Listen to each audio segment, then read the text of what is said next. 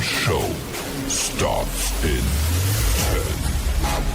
9, 8, 7, 6, 5, 4, 3, 2, 1, go.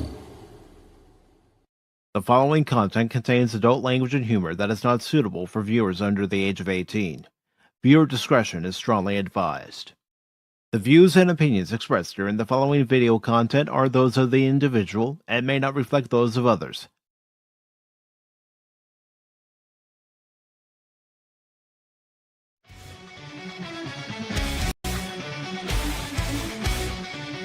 Welcome one and all, it's time for the show. Pacific414 Pop Talk is here. Sit back and relax and join the conversation. We've got nerd over text, cash money, 007, and even Mike 2. Pop culture entertainment, news and reviews. Discussions are had, opinions made from the panel to the chat. Everyone is welcome here. Reactions, watch parties, and special guests. We like to have a good time. Pacific414 Pop Talk is underway. Pull up a seat, we're inviting you to stay. Articles, selectables, reviews, you say. Aaron, Cash, and Mike bring a fun tonight. Now sit back, relax, and enjoy the show. Don't forget to like or comment below. We almost forgot to share out the show. Pacific414 Pop Talk is one of a kind. It's true.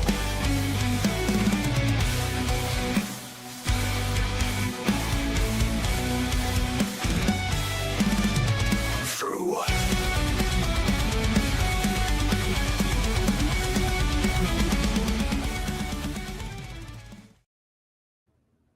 Good morning, good afternoon, good evening, and welcome one and all to your Wednesday edition of Pacific414 Pop Talk, coming to you live on the Pacific414 YouTube channel, the Rumble channel, and over on X, along with special guest co-host 24/7 Fusion Media and Baron Orman Tagge. I am your host, Mike, and this evening we have several stories that we are going to be talking about, including last night's return of Jimmy Kimmel to his late night talk show. We are also going to discuss Google admitting to Congress the Biden administration pressed YouTube to censor COVID misinformation. We are also going to talk about the success of the Conjuring Last Rites and what milestones that movie has set for not only its own franchise, but also the horror genre in general. Gina Carano will be starring in the Batman-esque Las Vegas crime series, Logan Reign, according to Cosmic Book News. And then our main story for tonight will be Metal Gear Solid Delta success. Has Konami thinking about a few things? But before we get on with any of these stories today, gentlemen, how are you doing? Doing all right.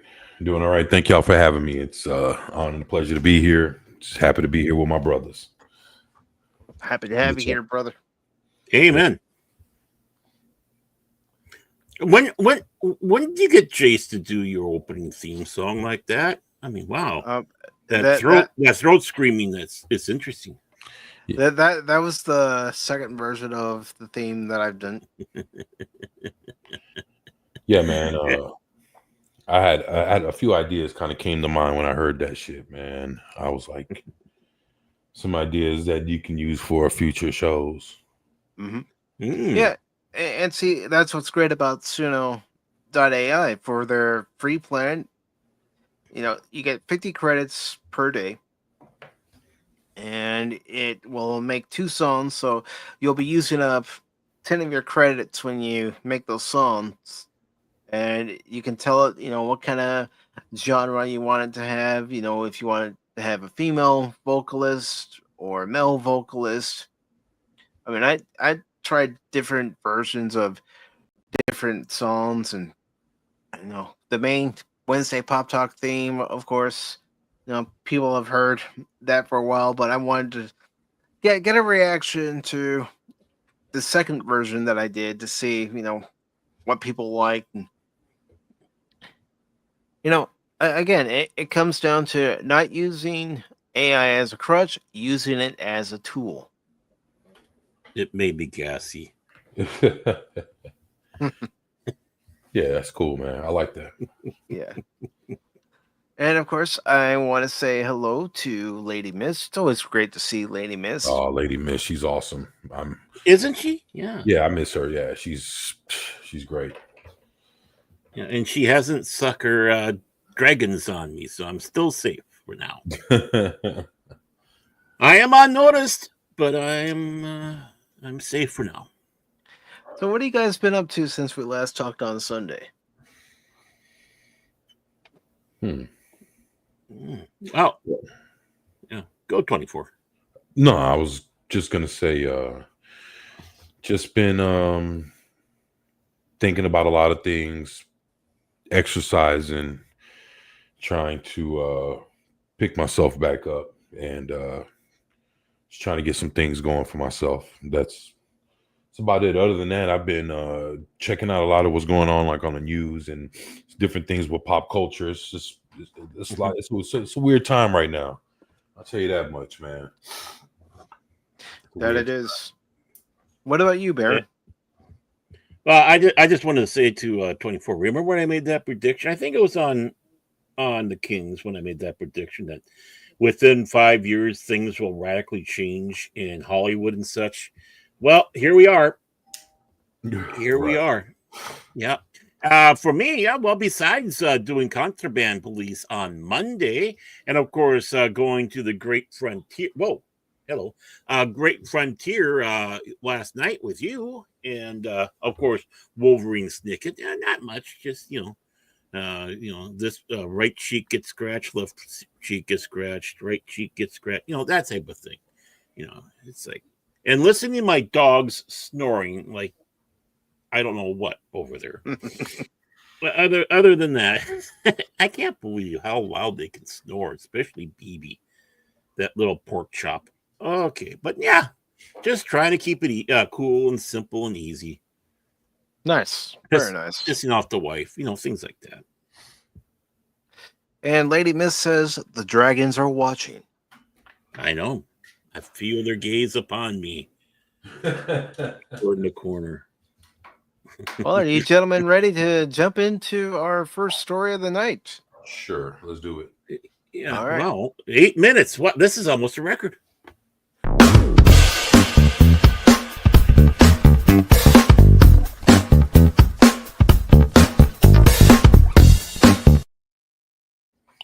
Ow, you jive turkey.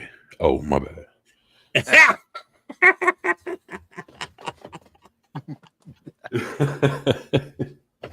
So we got this article that was posted just last night from the Hollywood Reporter, and it says Jimmy Kimmel returns with gratitude for supporters, barbs for anti-American calls to silence him. The ABC late night host addressed his suspension and the outcry that surrounded it on his first show back. It doesn't sound like he is being humble at all. No, but let's read the article and find out what he said. Mm-hmm. It said Jimmy Kimmel's return from an ABC suspension did not dull his edge. In his first show back after the network took Jimmy Kimmel off the air on September 17th, following remarks he made about the alleged killer of conservative activist Charlie Kirk, Kimmel walked out to an ovation and chants of "Jimmy, Jimmy." That lasted for a couple of minutes. He then spent considerable time in his monologue thanking people who supported him and excruciating or whatever that word is. But anyways, intelligent there. Yeah.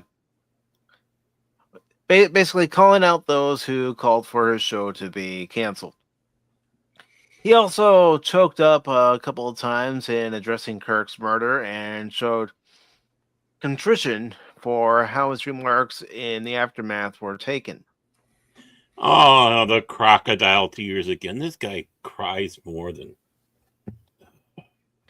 I've been hearing a lot about what I need to say and do tonight. I don't think it's going to make much difference. You like me or you don't. I'm not going to change anyone's mind, Kimmel said. But I do want to make something clear because it's important to me as a human that you understand it was never my intention to make light of the murder of a young man. I don't think there's anything funny about it, nor was my intent to blame any specific group for the actions of what was obviously a deeply disturbed individual. Buffett! Oh, God, the pollen's getting bad around here again.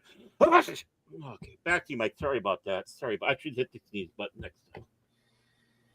That was really the opposite of the point I was trying to make, but I understand that to some it felt ill timed or unclear or maybe both.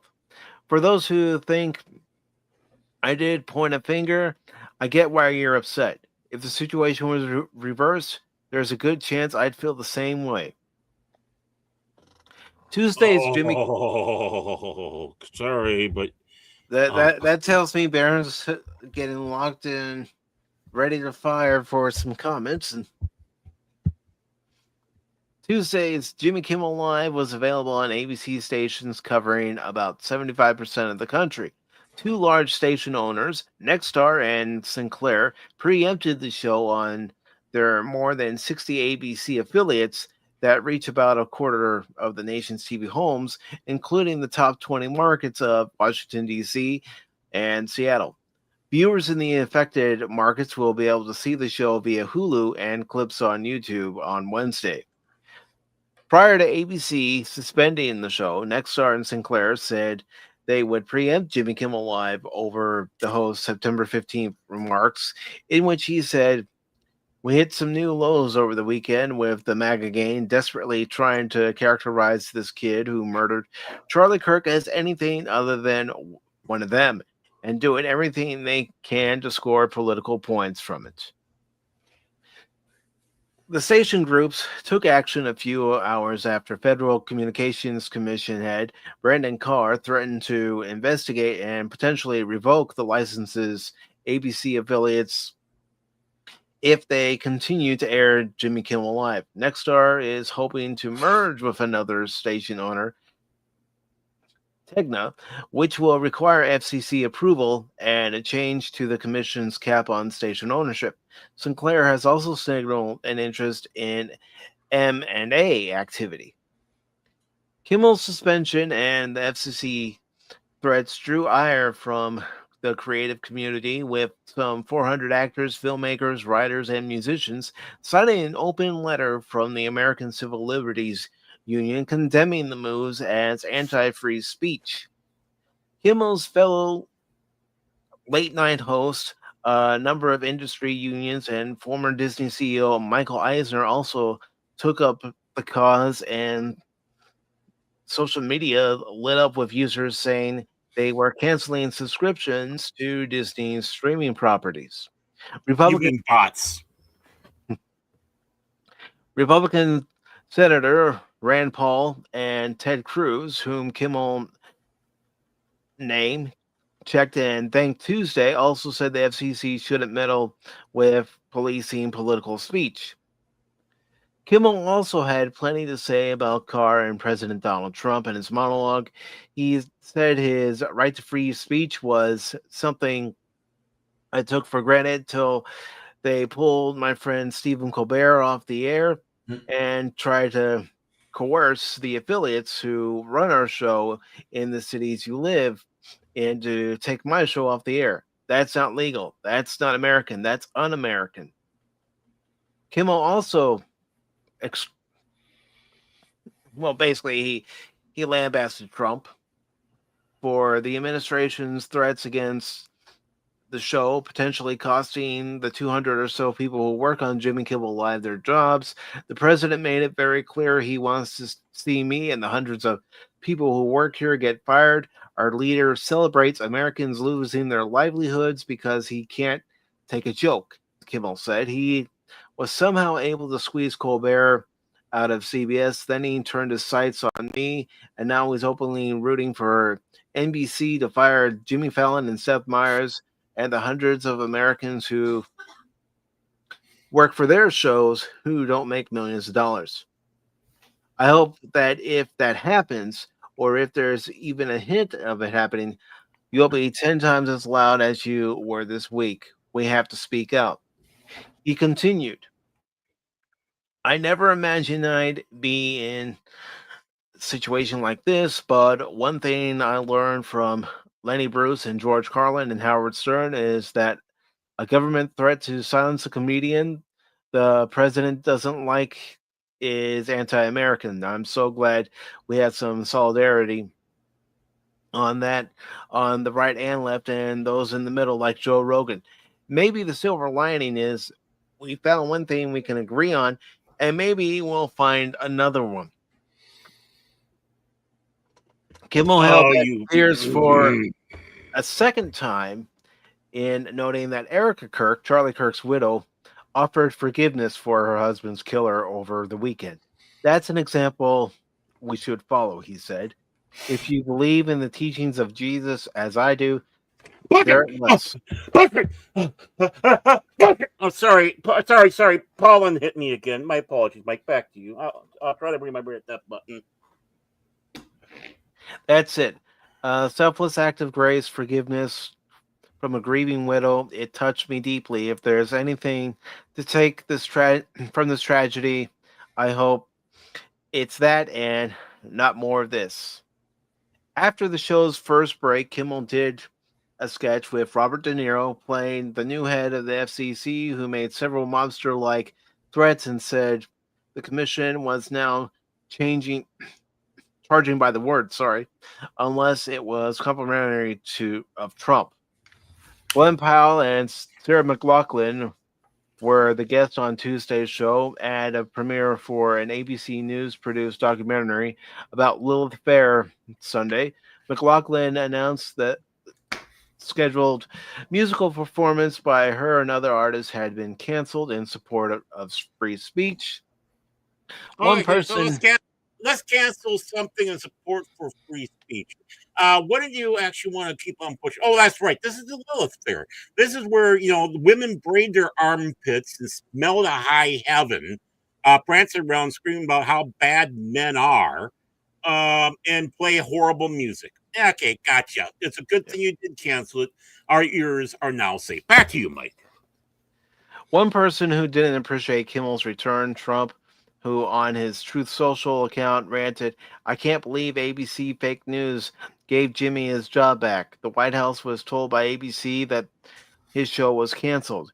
He is yet another arm of the DNC, and to the best of my knowledge, that would be a major illegal campaign contribution. I think we're going to test ABC out on this. Let's see how we do. Last time I went after them, they gave me $16 million. This one sounds even more lucrative. A true bunch of losers. Let Jimmy Kimmel rot in his bad ratings. ABC doesn't produce Jimmy Kimmel Live. The show is part of the network's entertainment division. The $16 million that Trump is referring to in his post is the amount Disney paid to settle a defamation lawsuit Trump brought against ABC and anchor George Stephanopoulos over the latter's incorrect statement in March 2024 that Trump had been found liable for rape by a jury. In writer E. Jean Carroll's civil suit against Trump, the jury found him liable for sexual abusing and defaming Carroll. But that's not all, folks. That's not all. We're going to talk about another story that's also related to what's been going on with Jimmy Kimmel in another way. Oh, man.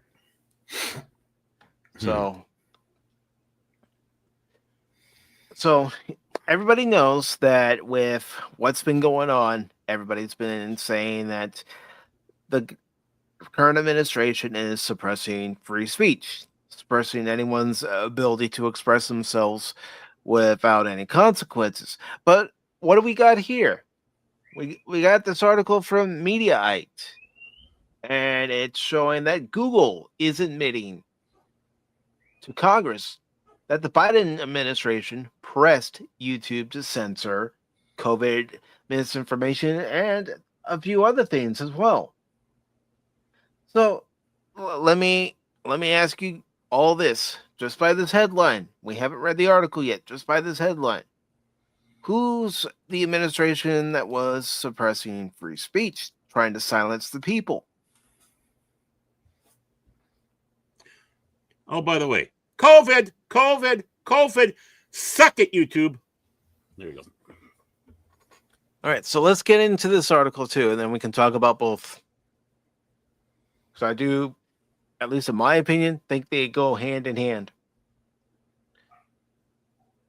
So Google admitted President Joe Biden's administration pressed the tech giant and YouTube to censor content the administration felt was COVID-19 misinformation.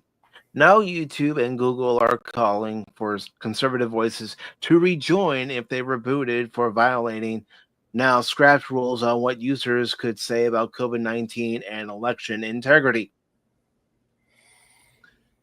Company attorney Daniel Donovan shared the jarring admission on Tuesday while speaking to the House Judiciary Committee, and later in a letter to Rep. Jim Jordan of Ohio, says President Biden and his administration, Donovan wrote, created a political atmosphere that sought to influence the actions of platforms based on their concerns regarding misinformation. He said senior Biden administration officials, including White House officials, conducted repeated and sustained outreach to Alphabet, and that's the parent company Google, and pressed the company regarding certain user-generated content related to the COVID-19 pandemic that did not violate its policies. While the company continues to develop and enforce its policies independently, Biden administration officials continued to press the company to remove non-volatile user-generated content. Some notable Republicans who were booted from YouTube for violating its rules include Steve Bannon and FBI Deputy Director Dan Bongino, the New York Post noted. Alphabet, the parent company of Google and YouTube, added it was unacceptable and wrong for the Biden administration to attempt to dictate how it policed content, Donovan's letter said. Google is not the first Silicon Valley stalwart to admit Biden administration officials pressured it to censor more content. Mark Zuckerberg, the CEO of Meta, Facebook, and Instagram's parent company, said the Biden administration basically pushed his company to censor more COVID-19 posts. I'm generally pretty pro rolling out vaccines. I think on balance the vaccines are more positive than negative, Zuckerberg told Joe Rogan earlier this year.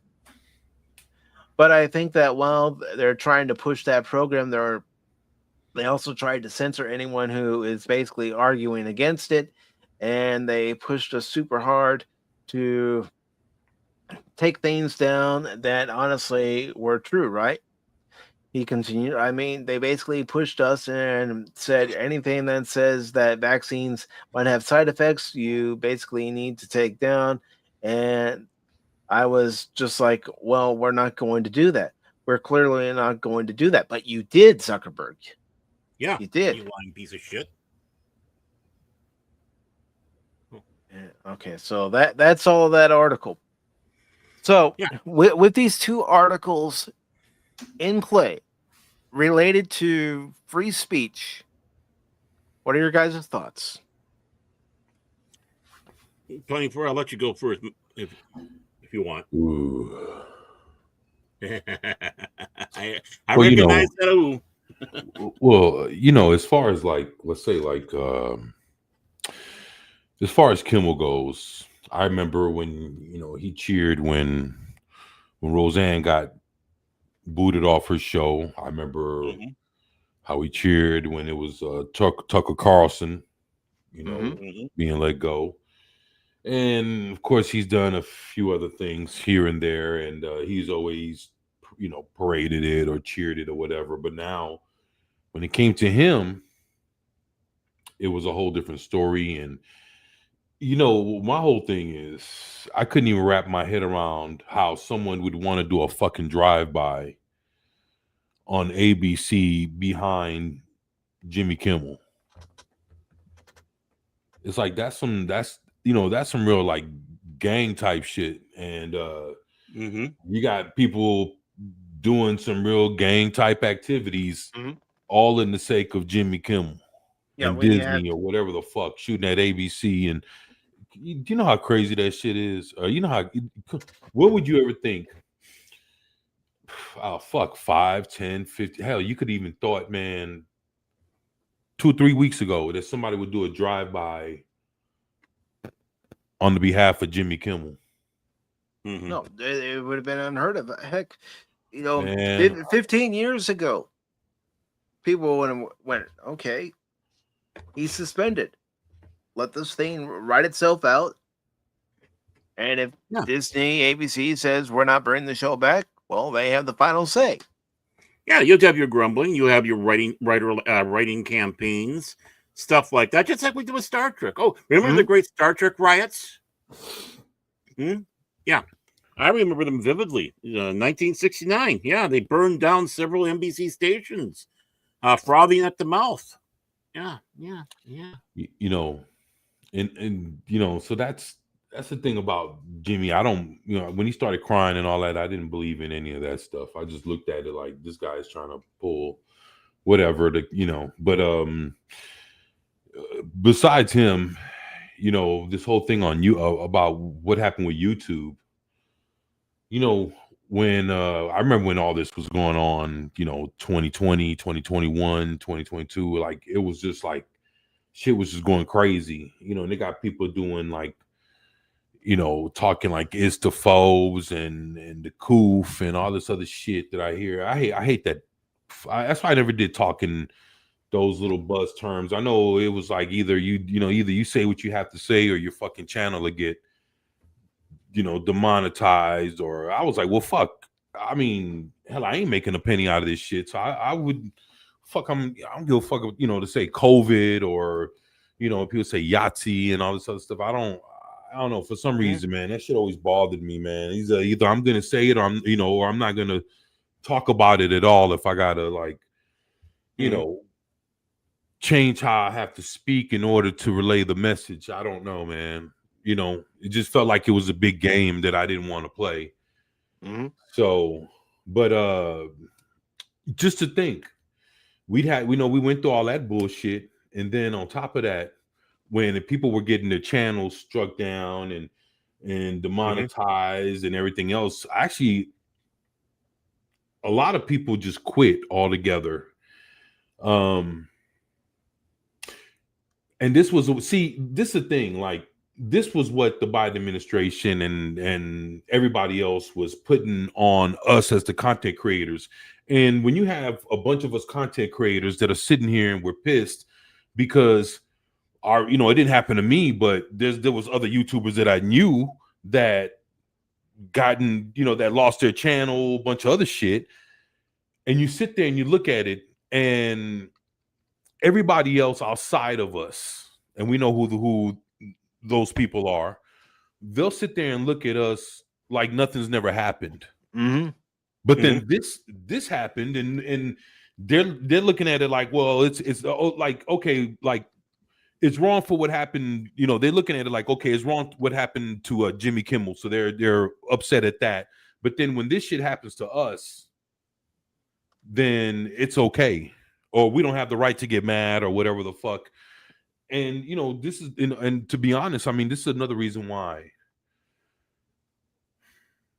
I don't trust a lot of shit that's out there when it comes to the stuff that we're up against, the wokeness, us being handled like this, losing our channels, shit like this, and a lot of them talk about how it looks like the Republicans are trying to like take away free speech or whatever, when it's actually we've been the one that's, us on YouTube and a lot of people that weren't going with the narrative. We're the ones that have been having our speech taken away from us, or we have to sit there and talk and fucking and code with Yahtzee and all this other shit. See, Yep. like I said, fuck all that, man. I'm just like, I'm so sick of that shit. And it's like, it's just enough's enough, man. And I mean, the thing is, if I figure, man, if you're gonna talk in code, you just might not even it probably ain't even worth talking about the subject matter. If I have to speak, I can't talk in code. That's why you can go back, check my live streams, anything I ever did. I've never did that shit, man, and I won't.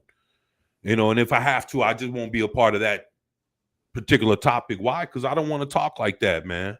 And I don't want people to think that they got me, cornered to where I have to talk like that and I have to act like that. Even on my own fucking live stream, on my own channel, I got to sit there and watch what I say. And it's not like I'm breaking, like, okay, now that we know what happened, it was to a point where YouTube had put it up like it was like like if you said this, you were breaking like the terms of service or whatever. You know what I'm saying? Mm-hmm. Yeah, because I'd done a video when the pandemic first broke out, and I was talking about how the Major League Baseball season for 2020 was being postponed. And I mentioned COVID-19. Well, I look at the video a couple days later and I see that there's this, warning saying, COVID-19, this, that, and the other, all this medical information. And started noticing on other channels who would talk about COVID-19. In Facebook. Mm-hmm. It's like shoving stuff, and not just that, they started shoving other stuff in there. That we find out a lot of the stuff they were putting in there was goddamn lies. It was proven that a lot of that was goddamn lies, and that's why they stopped doing it. Mm-hmm. Across the way, I don't trust anybody. Well, I trust you guys, but I don't trust anybody. When it comes to the news media, I don't trust them. When it comes to people, whether it's the current administration, last administration, anybody in a position of power, I don't trust them. Right. And, I go outside of this country for a lot of news as well. And again, I don't necessarily trust them as well, but it's like, okay, you're getting that different perspective, a more chance of a free speech. Hearing it from France 24 are no relation to 24/7. Erliang, NHK, all these others, whether they lean left, they lean right, I don't care. But the one media I certainly don't trust is the one we have here in the United States. Mm-hmm. They have, when they scream about First Amendment crap, a lot of times they don't know what the fuck they're talking about. Second of all, they're the first ones that want to destroy that. The left, the ultra uber left, and and the thing is not even the ultra others.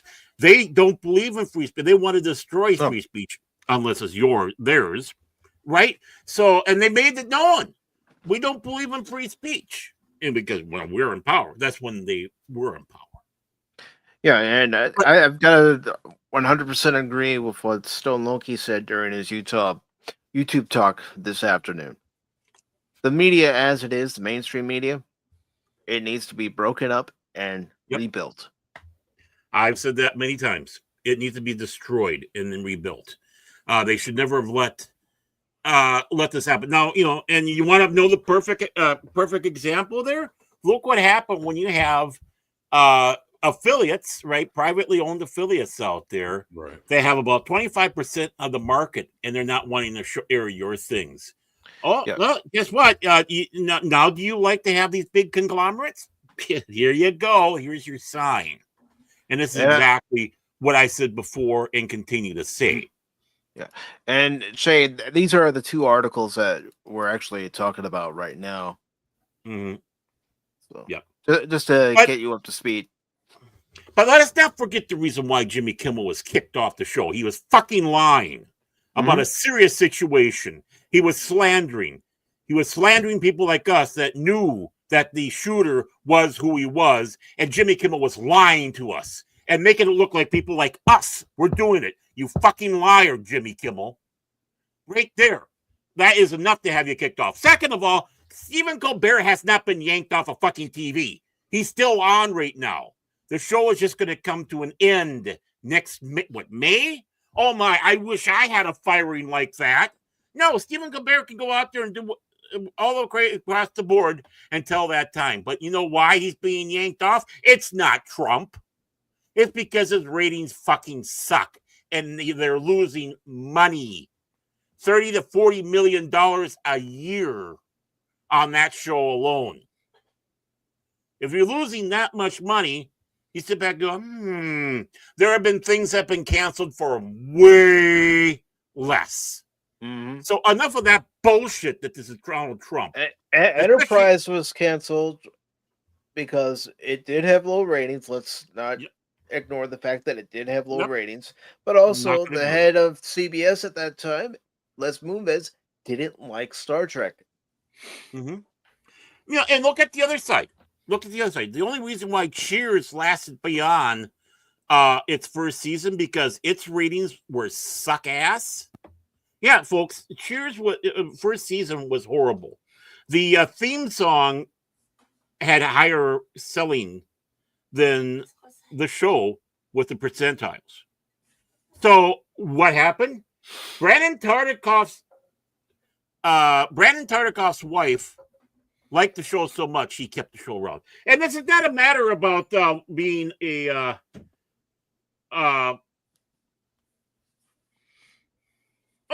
you know what? They're all slanted, Lady Miss. Don't just point out that Fox is that way. The filth I've seen from MSNBC and CNN is absolutely disgusting. And you're right. It's not news with Jimmy Kimmel, but he lied. Yep. And that's but the blood was still warm. That's why, Lady Miss, when I heard about the story about Google admitting that they were being pressured by the Biden administration to cancel channels, basically, I didn't just go with the first source I saw. I looked to see if other places had been reporting it before I went with one article. I always try to do that. Mm-hmm. But the thing is Kimmel lied. He does not deserve to have that show. He's pushed it way too much. Donald Trump didn't go in there and demand that he gets yanked out. But there's a lot of people, including the FCC, going, oh, yep, because there are still rules to the FCC. And for anyone who might be wondering... but you point out specifically Fox, which a lot of people, that's what they want to do. They have been since the day Fox was born. The only conservative news network out there, but yet it really isn't that conservative. No, they're not. They never have been. Yeah, a lot of their opinion shows are, but they still bring in liberals to talk on that. But everyone, all the news people out there, including Fox, it's like, oh, again, it's the talk where it comes back to that pariah that they sit back and say. So, yeah, that's the reason why I sat back and said it, because it's that typical, again, speak that is brought out in their attack. I'm not a big fan of Fox. Not at all. I don't watch Fox. I don't watch any of them. Well, there's only one thing I like on Fox. That's Gutfeld.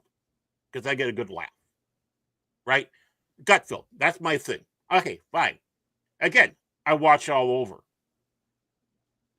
But the thing is to sit back and point out Fox singularly.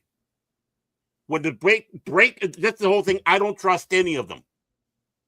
Right there. Boom. There you go. Solid, hardcore, period.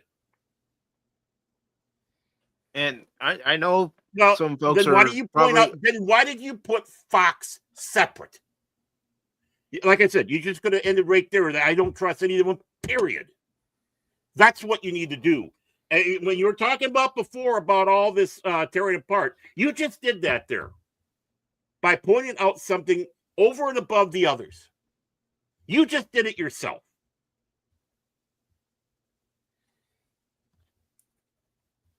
And I made it known I don't like anybody.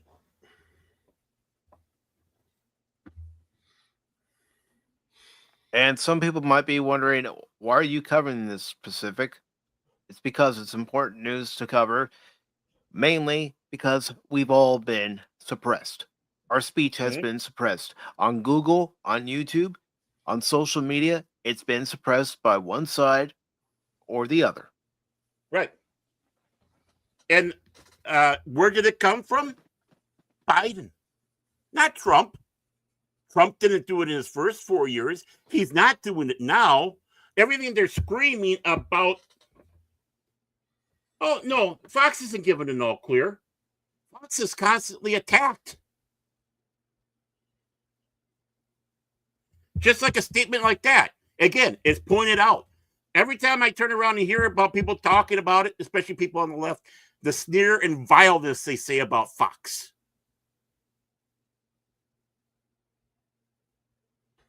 So no. They don't get a free pass. There are people that like it. But you said all, and you pointed out specifically Fox at the end. It didn't need, like I said, all you had to do, just like I said, I don't like any of them, period.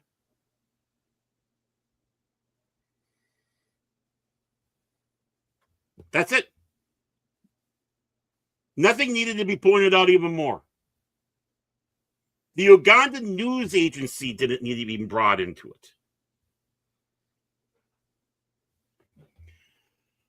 What we got here, everything that they were accusing Trump of, whoever it is was pulling Biden's strings, they were doing. What Walls did in our state, sending out the police like Gestapo, gassing people, or macing them, but it's basically the same thing, who are on their porch in front of their house because they didn't go in when they would say, Achtung, inside the house now.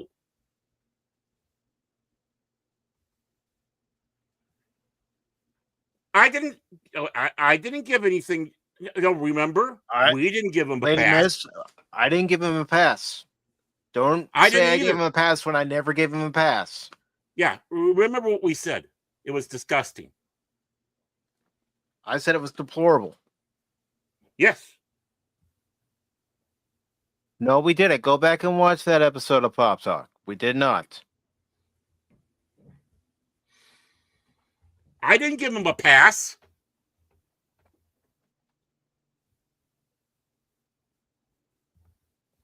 No.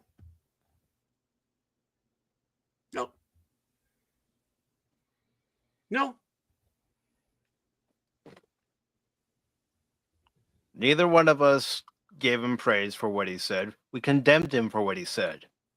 Mm-hmm. We were showing.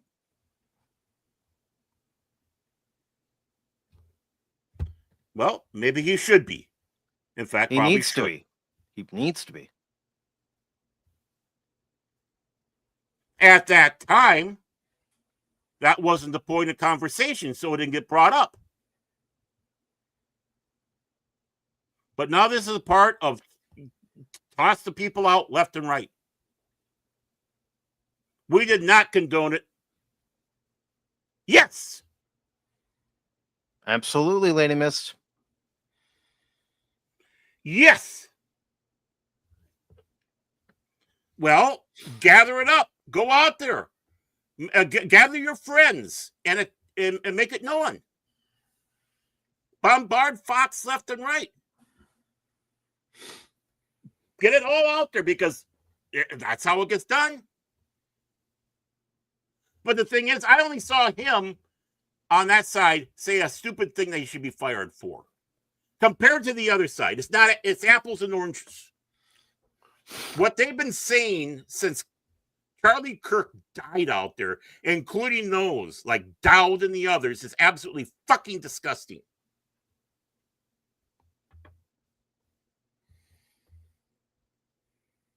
Way worse. Because it's more of them, for one. That's not a pass to Waters. Not at all. Again, clean out his office, send them out. But all these others should too. It's a good thing Dowd got kicked out. Because he was lying. Vilely so. And then sitting back going out there saying, oh, he might have gotten shot because they're shooting in the air in celebration. What the hell type of reporting is that?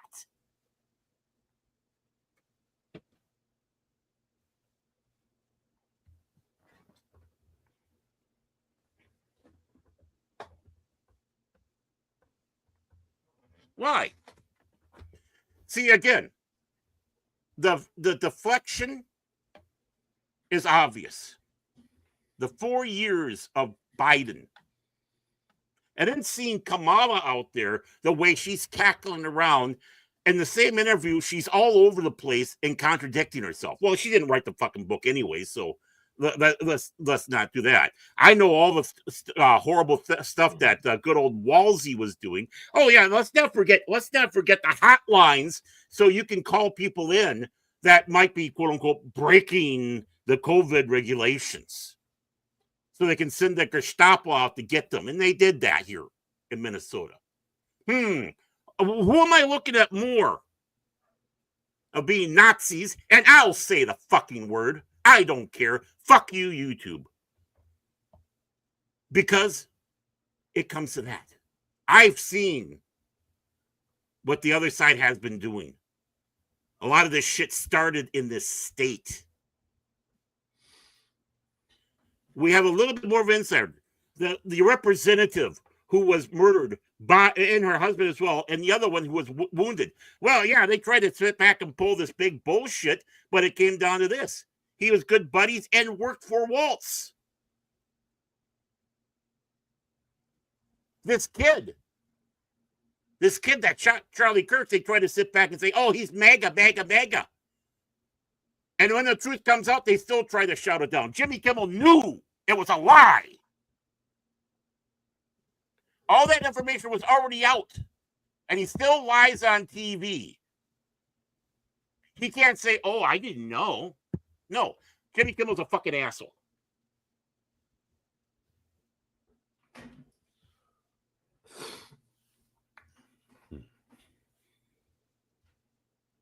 And the thing is, it affects us. I don't care what you say out there. In fact, I want people to say what's on their minds. I don't want any. I'd rather know what people are thinking instead of them pretending to be a friend and then you find out they're an enemy. Right. Let them say. Yeah. That's true. That's why I defend 100% that way. It's like that's one of the reasons why that's there. And all these idiots out there that are talking about the First Amendment just don't understand what the fuck they're talking about. First of all, like I said, they never even bring up this part. But the first thing that's mentioned in the First Amendment is the freedom of religion, to practice your religion. That's the first thing. But they like to drop that out and just go with the other stuff. Stephen Colbert being let go in 10 months or less is not suppression of speech. Jimmy Kimmel, that wasn't either. Jimmy Kimmel could sit in front of a cam just like us and do something on the YouTube. And when they bring up Joe Rogan, my God, they've been trying to cancel him for how long? He's not a center guy. He was a Bernie supporter, for crying out loud. But yet they forced him out of their pack, calling him all sorts of names because he only did one thing and one thing only. Have a discussion. And Lady Miss, that's why I say, we agree to disagree. Mm-hmm. If I don't agree with somebody, they don't agree with me, we walk away. Agree to disagree. Right. Clarity to agreement. And that's the important thing. Right now, even with this story here, and the Hollywood Reporter is no right-wing whack job reporting here. But, I mean, Jimmy was all over the place on there with his bullshit.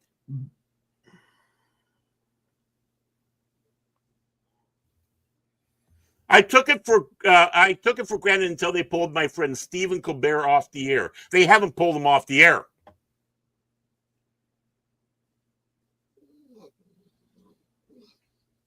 No, he's still there. He's still on the air. He's got till May, and then his show, as far as it is now, is over. Yeah. how is that? That's not legal. Oh, yeah, it is. It's a company that did it. Shows get canceled all the time. When a new season is about to come up, you find out a show's being canceled. And sometimes those shows that are being canceled do get one final run. Enterprise was lucky to have one final episode. Not a lot of television series get a final episode. Mm-hmm. They must have pulled some strings here. Amen. Mm-hmm. Even though it's a horrible one, they shouldn't have had it. Let's just put it that way. To me, I always look at Jimmy Kimmel as the second man. He was always second to Adam Carolla. He was always second to Ben Stein. Yeah. He got his balls crushed by Sarah Silverman and his first wife. So, the testosterone level's gone. And then the crocodile tears. Oh, which he's well known for. Estrogen level must be up. And I don't care if I'm insulting people. I really don't. Because this guy deserves it. He's been disgusting for a long time. And I don't care if he's on the other side. That's not my point. But he's gotten away himself saying some pretty vile shit. And you're absolutely right, Lady Miss. All shows have an end. Something that Stephen Colbert should know. But they want to play the big bad Trump boogeyman out there. Oh, the boogeyman Trump. Oh. No, you're losing money, and they're trying to sell the network, or sell to. At the time, they were trying to sell the network to Skydance Media, and Skydance. I was having Metalbach name. So Skydance Media, as the new bosses, are probably looking at other shows and programs to cut, trim the fat, especially if they want to go and buy Warner Brothers. Mm-hmm. Which is that's again, destroy it all. And that's the only way we found out about how much it was losing a year. $30 to $40 million a year he's losing because they had to disclose that information because of the sale. And boom, there it is. How can you be losing that much and still be on the air? Kimmel's losing money on that one. Kimmel was warned by the network. Hey, dial it back a little bit. This is not what people want. Because if it is, your numbers would be really high. Think of Johnny. Channel Johnny. Hell, Channel Arsenio Hall. Carson himself said the reason why he doesn't talk about politics is because it's a lightning rod. Yeah. He wants to keep it entertaining. He wants to have a conversation. And that's what he did. He had a different variety of people on his show. And if he liked a comedian, like you've said, because all three of us have grown up during that time when Johnny was still around. If he liked a comedian, he would invite him over or her over to sit down and have a conversation with him. I want to see people flourish on YouTube. And we found out, thank you, because it wasn't just COVID that there was censoring past, but it was many other things. And then, of course, then the insults came. Yes, COVID was a serious thing. Yes, people died from it. We know that. But we were also lied to about things. Oh, if you have and it's true, they're going out there saying, if you take the vaccine, you'll never have the disease. Excuse me? Oh, it's untested, but we'll still have it out there. People bring up some questions about it. Zing, you're off. It's like, excuse me, I have a question. You want to know something, Baron? A few days before my mom had passed away, we were watching the news together. Mm-hmm. And it's my sister and I who were taking care of her. And my mother, who was a retired nurse of 30 years of experience, heard about the vaccine she said to me, "Why are they rushing it out so quickly? Vaccines take years to develop." Mm-hmm. The things we said about Fauci came out to be true. And yet these people that were telling us to do all this shit, they weren't doing. Newsom's having big parties at a restaurant while the rest of the people had to stay home and all that and not gather. You couldn't even have report, hey, this house, it looks like they got some guests coming in. That's in violation, right? Okay. So, again, some real high level Gestapo shit there. But yet we were mocked about all that. We didn't know what we were talking about. See, COVID was serious, but so was the other side. When you're getting beat, and that's why the lies were what things that people started treating like a joke. I mean, I had COVID, I don't know how many times already. I'm trying to figure out how I got it a couple of those times. It's like I've not been around anybody. Then I blamed the long suffering, as I always do. That's why she's a long sufferer. But yet we're mocked about that, and told we don't know what the hell we're talking about. We all lost people we knew. Mm-hmm. But asking questions should never. You ask a question and they mock you for it. Well, if that's the case, it means you're being lied to and they don't know what they're talking about. If they can't sit back and honestly give you an answer. And I'll still remain to this. Fauci's America's Mengele.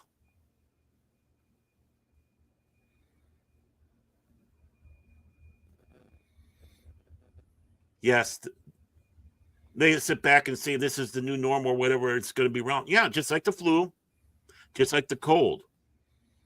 The cold is actually far deadlier than we let on. It's like, oh, you just got a cold, come on. You suck it up, come to work and all that. No, the cold can be pretty dang serious. Reason why we don't have a cure for the common cold, it mutates so fast.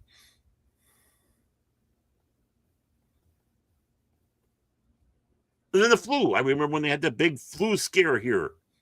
But every time they sat back and pointed out the people that died here in Minnesota, because there were 3 deaths. The one was a young girl with asthma issues and such like that, got the flu. Which, of course, what does it do? Attack like the lungs and stuff like that, right? So the mother waits until the next day to take her into the doctors. By that time, it's too late. So she already had a pre-existing condition. Another one was up in Duluth. A young lad. And then you digging deeper. It's like this young lad was in a chair. I don't know what was racking, but it was really serious stuff. I mean, he had the breathing tube thing going in, everything wrong. This kid was already, precariously going through life. And that's not making light of the situation. It made me feel bad about it. But with all these issues that he was having, he got the flu and he died. Unfortunately, it's not surprising. And it hurts. It doesn't matter what the condition, but that's what it's doing. COVID-19 does the same thing. But we eventually start getting immunities to it. Or we start getting the things that can start fighting it. Natural evolution of the human being. It's not making things light. Oh, the swine flu, yep. But let's not forget the bird flu. Mm-hmm. Bird flu is coming. I mean, every time we turn around, and then of course you start finding out why that came about. The bird flu came about because people in the old country, China, were sleeping with chickens in their house. They got that disease, got passed on. Then people would go to areas, and if you notice, the areas that really were affected the most were areas where you had the high Chinese populations, whether immigration or they've been here for years, or up in Vancouver was one of them. High Chinese population. San Francisco, stuff like that. They'd come over, visit, bring the bird flu, and that's how it came about. Not to make light of it. It's just one of those things like, shit, that did that.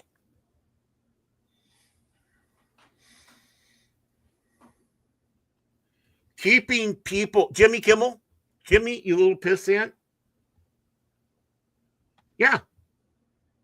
And how do we know this wasn't done in a lab? They virtually have proven 100% that COVID-19 came from a lab. That's not fantasy. But it also brings up questions that people don't want to answer. And Jimmy Kimmel, you speaking about un-American, shouting down and censoring people for asking questions. That's un-American. Fuck you. Yeah, I guess he just dropped the mic, huh? Yeah. Yeah, he did. Sorry about that. Mi amigos, mi compadres. My brothers, my comrades. Oh, one last thing. Suck it, Kimmel. My thing on when it comes to Google, when it comes to any big powerful media conglomerate, nobody's speech should be suppressed. For one, let's hear what the person has to say, because like I said earlier, I want to know where they stand instead of acting like they are fully for you when they're completely against you. No, I want to know where you're coming from. And even if they do, agree with you in certain ways, still, I want to know where everyone's coming from. Just like you'd want to know where I'm coming from on situations. Mm.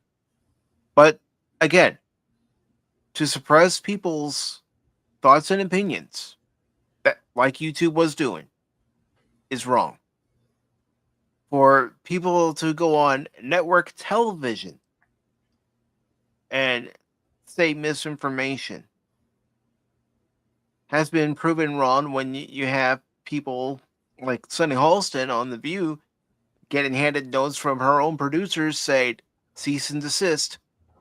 Yeah, one show 3 times. Oh, by the way, yeah, you're a lady missed. See, practice makes perfect, by the way. Get back to you, man. Well, they'll get stronger. Consider it a workout for your fingers. Soon, they'll have muscles on there. You have bodybuilder fingers, lady miss. Back to you, Mike. But what has been going on, we should all speak up against it. Those of us here in the United States have our First Amendment right. The right to religion, the right to free speech. And we have the power to express that right. Again, we don't have to always agree. There are going to be times you're not going to agree with somebody. Best thing to do, and this is just what I was taught, is when you don't agree with somebody and you can't come to an understanding, walk away. Just walk away, drop the subject, and walk away, because you two probably aren't ever going to agree.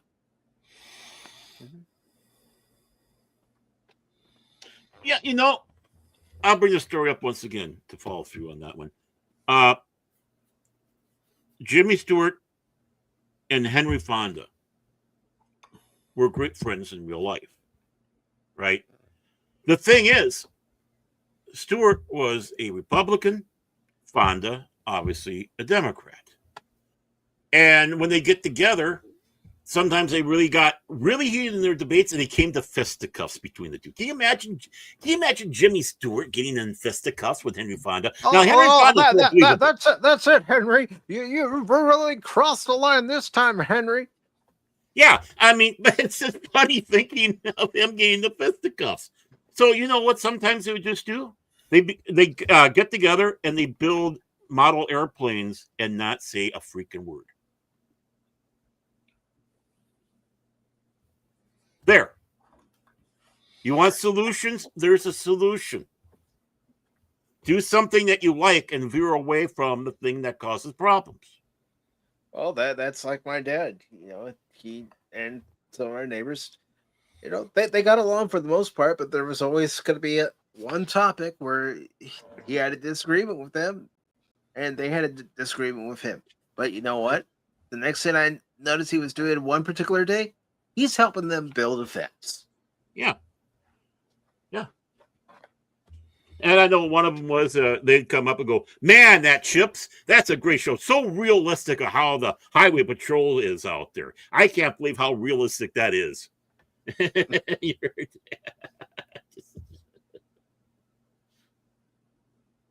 Well, yeah, same thing, Lady Mist. In a heartbeat. If someone came after you, I'd be by your side like you can't believe. And I mean that.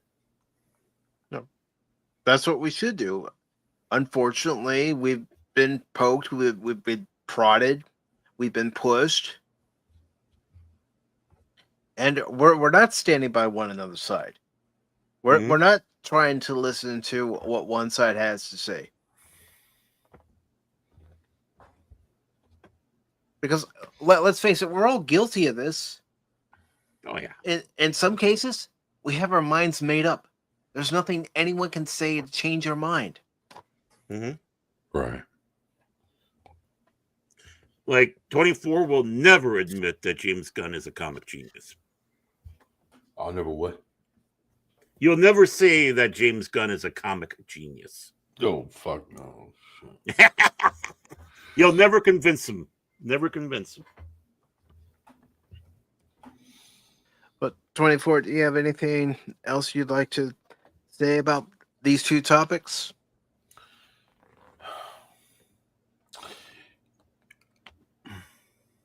You know what? I don't think we'll ever get a full count. But to be honest, I would like to know how many people fucking lost their channels to this shit on this Google Biden thing. That's just to be real. I would like to know, and to be honest, like I think we deserve to know who the fuck got their channels taken, understanding the severity of this, because this just hit, and I don't think everybody's really fucking fully aware. And I mean, maybe not even some of the people that just started YouTube in the last year or two, but if you've been here for like 5-6 years, you've sat here and you've watched big creators, small creators, and everybody in between fucking lose their channels or get demonetized, or their channels got fucking shadow banned or whatever the fuck, to where people gave up and they just was like, well, fuck, YouTube is always going to suppress me, so why the fuck should I stick around? Why should and a lot of people, they didn't even go to like Rumble. Rumble wasn't even out then, so they didn't even and let's be honest, when it comes to Rumble, they're not the better option. Right. No. Well, it's like shit. But the thing is, a lot of people didn't go somewhere else. Everybody, like, when they lost their channels, a lot of people's dreams got killed right then and there. So for everybody that fucking lost their dreams with them losing their channels behind what the fuck the Biden administration did, I think we should know who the fuck them channels are. And they probably don't even have no idea that they have a chance of getting their channels back and reinstated. But they're probably to the point where they don't even give a fuck. Yeah. So not it's only like that, but damn, it's something should be said on their behalf, even if they don't even have the fucking saying power to do it right now. And even with the opportunity of getting their channels back, what's the loophole to get it back? Right. Yeah. I mean, yeah, exactly. I mean, are they still going to get shadow banned? You know what I'm saying? I mean, if they get their channel back, does that mean everything's lifted off their channel? They can go in there full 100% like they used to? Yeah. Will Alex Jones be back? Yeah, when their channels are restored, is all their content going to be there, or are they going to have to start from scratch? Right. Yeah, I mean, I look at Alex Jones as a nutcase, but I'd rather have him on the air saying his stuff than having him suppressed. The last thing you want to do is give him credence by doing that. Oh, they're suppressing him. Maybe there's Oh, something DJ he Ronnie G, knows. what's going on? What's going on? Whoa, it's the Turtle Boy. It's good to see the Padawannabe and Yeah, DJ Ronnie G Padawannabe this too, yeah. evening. Yeah, it's great to see y'all. Shit. Thank y'all for coming by. I mean, I remember, when I was watching with Friday Night Frolics with Doomcock, and all of a sudden we're watching the numbers just go all over the place. The likes going down. It's like, no. There's, it's like, and it's not by like one or two. We're talking about like maybe 100, 200. Right. Because of all the people that watch the show. And it's like, what's going on here? And also the viewer, everything was just so fishy. It's like, why? Yeah, even a small channel like mine, I noticed, likes would disappear, viewership would go down, go up. If channels that were subscribed to me, all of a sudden they got terminated, the subscription count would be down, or you go to look for that channel that was terminated, you couldn't find it. Then you find out from the person, if you follow them on social media, that's if they even had a social media to begin with, that their channel was terminated. I mean, look at Ryan Roger Athe. Yeah. Because of some, I can't remember which one of the news outlets it was, but one of the news outlets didn't like what he had to say about them, and they had him terminated. His channel was terminated. He's over on Rumble now. Yeah, I mean, shit. Does he get his channel back? Yeah, exactly. Does he get his channel back? Unfortunately, he's in England, so it's like, okay, how's that going to be? Because I'm surprised he didn't get taken away in shackles. Well, I mean, shit. But the channel the station y'all talking about, was it a station from out here, or was it something from out there? I don't know. See, that makes a difference. If it was something from out here, it might be one thing. If it's something from out there, then shit. If I was him, I'd be worried. Shit. Yeah. If they come knocking on your door and they can just fucking 5, 6 armed guards come snatch your ass up and fucking drag you through the streets, shit. You can either what they say, you can either do it the easy way, or you can do this the hard way. Yeah. And the reason why I say I don't know who it was that got his channel removed, because I've heard it was Kotaku, but I have no proof of that. Oh, Kotaku. Yeah, I mean, I've I don't know. I guess and I've heard that he I don't know. Some of it, I don't know. I heard mixed things about why he lost his channel and what happened. Some of it was political talk. I heard some of it was borderline, I guess, hate speech or whatnot. I guess it all depends on who you are and how you feel about what he said. I ain't gonna repeat it, but no, from what I heard, it wasn't. And I heard the exact words was X, Y, and Z, and I heard X, Y, and Z wasn't too great of a thing to be saying right about now. But it's not up to me to judge. I wish there was a video to go back and watch. There is none. Right. So I can't say, hey, this is what he exactly said, and you could take a quote from something that's still running. You can't even do that. So right. Even the fact check what the fuck he really said, there's no way of doing it at this point.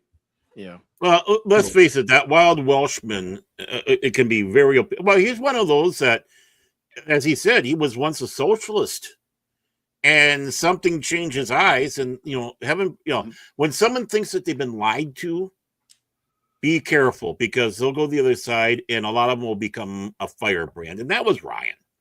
Yeah. I mean, and he'll say exactly what's on his mind.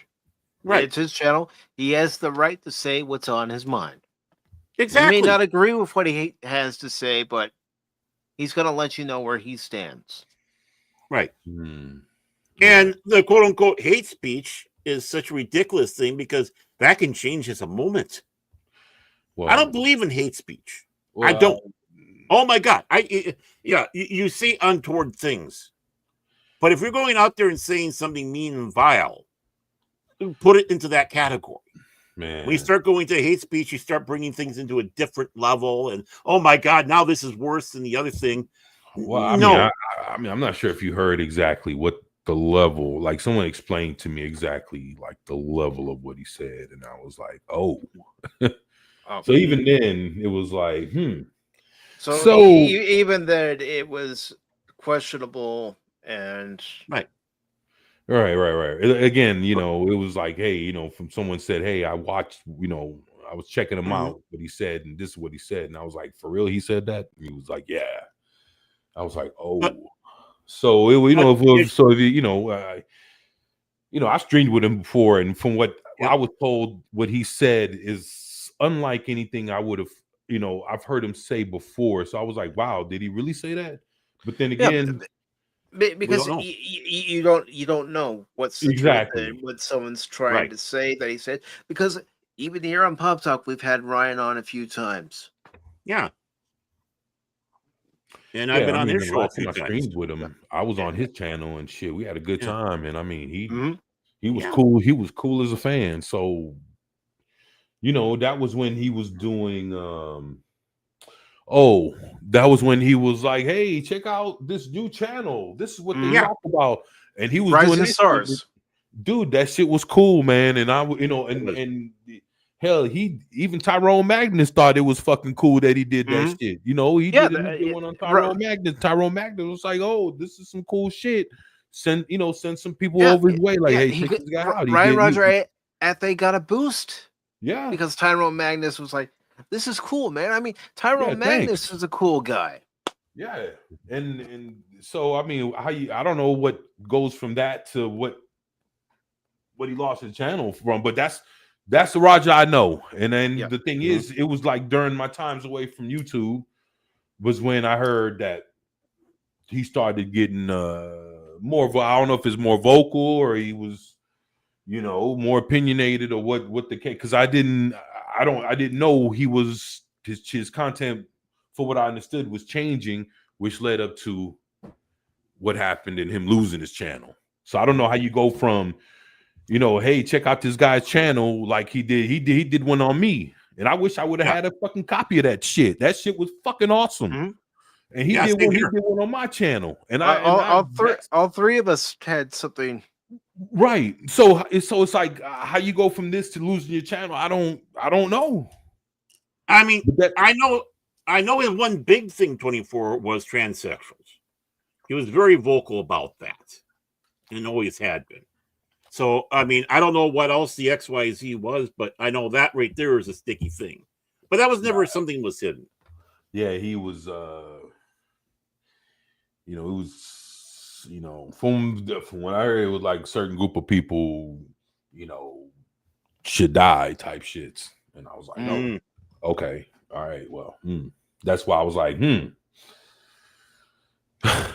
The sad thing is we don't know because he's not. That's the only one who knows what he said is Ryan, and also those who have seen the video. But Ryan, is the only person that would tell people what it was that got his channel zaned. It's his business. It's not any of my business. Right. But but I mean, but he did say it in a public kind of, he said it in a public form. Yeah. So it was, it was like folks that subscribed and watched, and when I asked, they were like, "Yeah, this is what he said," and I was like, "Oh." Well, when you get more than one for confirmation, then but right. But then these aren't people that never lied to me, so it's one of those things that it's like, it kind of sucks, But then I haven't spoken to him. I have spoken to him, through a message. I subscribed to him on Rumble and was like, "Hey man, it's good to see you, man. How you doing?" And he responded to me a few days later. He's like, "Hey man, I'm good. I'd love to have you on the channel sometime." And I was like, "All right, cool." And then but then I didn't know what had happened, and then I heard what I just said to y'all, and it was like, well, shit. But even then, I would still go, I still go talk to him. You know what I'm saying? Like that ain't, I mean, that's still, he was always good with me. I just don't understand what that situation was about. So I can't judge, but That's what I heard. You know, and I just, you know, I'm just being honest. You know, I don't got no reason to. You know, he never did nothing to me. He was, you know, like I said, last thing that I know of was him doing, you know, he was doing cool live streams and he was having people on. You know, he was introducing like new channels, people coming on, and he was doing streams with them and stuff. And that's what I remember. You know what I'm saying? Like, Yeah, so same here. I mean, I had a good time with him when yeah, went on his stream, and you know, we had great conversation. And shit, I missed the motherfucker. To be honest, I do too. I mean, he was funny. He was funny. He was cool. Yeah, I ain't had nothing. You know, fuck. I don't know what happened. You know, but that's what I heard. But I don't judge. I just like, oh, okay, and that's all I said, man. I was like, oh, ain't nothing else I can't say. I mean, I was the one that did more abusing of him, going in there and calling him a crazy Welshman and saying about how old he looked. You know, but it was all part of the joke. But it was funny. And it is funny whenever he did a stream with you, Baron, how he would call you Baron Orman Tagge. Tagge, yes. Yeah, man. Like I said, I just remember good shit, man. So I don't, you know, so to know that something went awry and he lost his channel, it's like, what the fuck? You know, what happened? Right. But you know, shit. All I gotta do is hit him up and get on the stream. I'll ask him. And I mean, I don't know if anybody else has, but I don't give a fuck, man. I ain't, you know, fuck. He's been cool. I don't got nothing to be afraid of. So if he ever gets me on, and plus I ain't never been on Rumble, so he gets me on, it'll be the first time I'll be on some kind of Rumble shits. And you are right now. Yeah, I'll be like fucking like Rogan on him. You know what I'm saying? Like, this stream is going to Rumble right now. With shit and YouTube. Hey, yeah, and the last time you were on too. Oh, see, I don't know what's going on, but hey, more people are experiencing you 24, and that's what's important. Well, I appreciate that. There you go. Yeah, well, here's my thing when it comes to people. They can have whatever belief they have, right. Mm-hmm. But if they treat me with any ounce of respect, I'll treat them with an ounce of respect. Right. Mm-hmm. Yeah, like I said, I don't have to like their beliefs. Right. Mm-hmm. I don't like anybody, so. Man, the fuck. But I do appreciate everybody who is here with us right now. I mean, we've got the long-suffering Miss Tagge checking in on Baron, making sure he's behaving. She knows the answer. I hope she didn't hear what I said earlier. So, Lady Miss, thank you for being here. We're not wrapping up. I just want to make sure I let you all know that I appreciate you being here with us today. I was just backing myself. I thought it was the end. It's like, okay, no, gotta sit back down. DJ, always appreciative of you being here. Turtles, always, brother. I don't want to be. I mean, Shane was here. Let me get up to Shane's name. Again, we're not wrapping up, but I just want to make sure I let you all know how appreciative I am of you.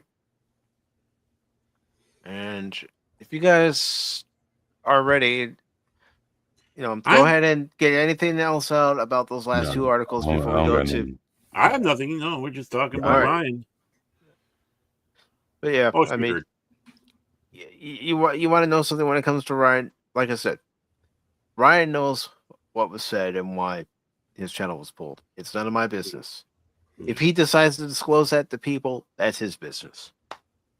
No, I'm not going to go and ambush him. No, I'm not going to cancel him because somebody else did, because it's a trendy thing. I don't follow trends.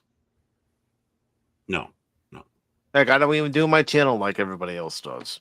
That should tell you what I mean, if he tells us something that was bad, it's like, you were a stupid shit, weren't you? I mean, I do that. I mean, yeah. But we're going to go ahead and get to our next article, ladies and gentlemen.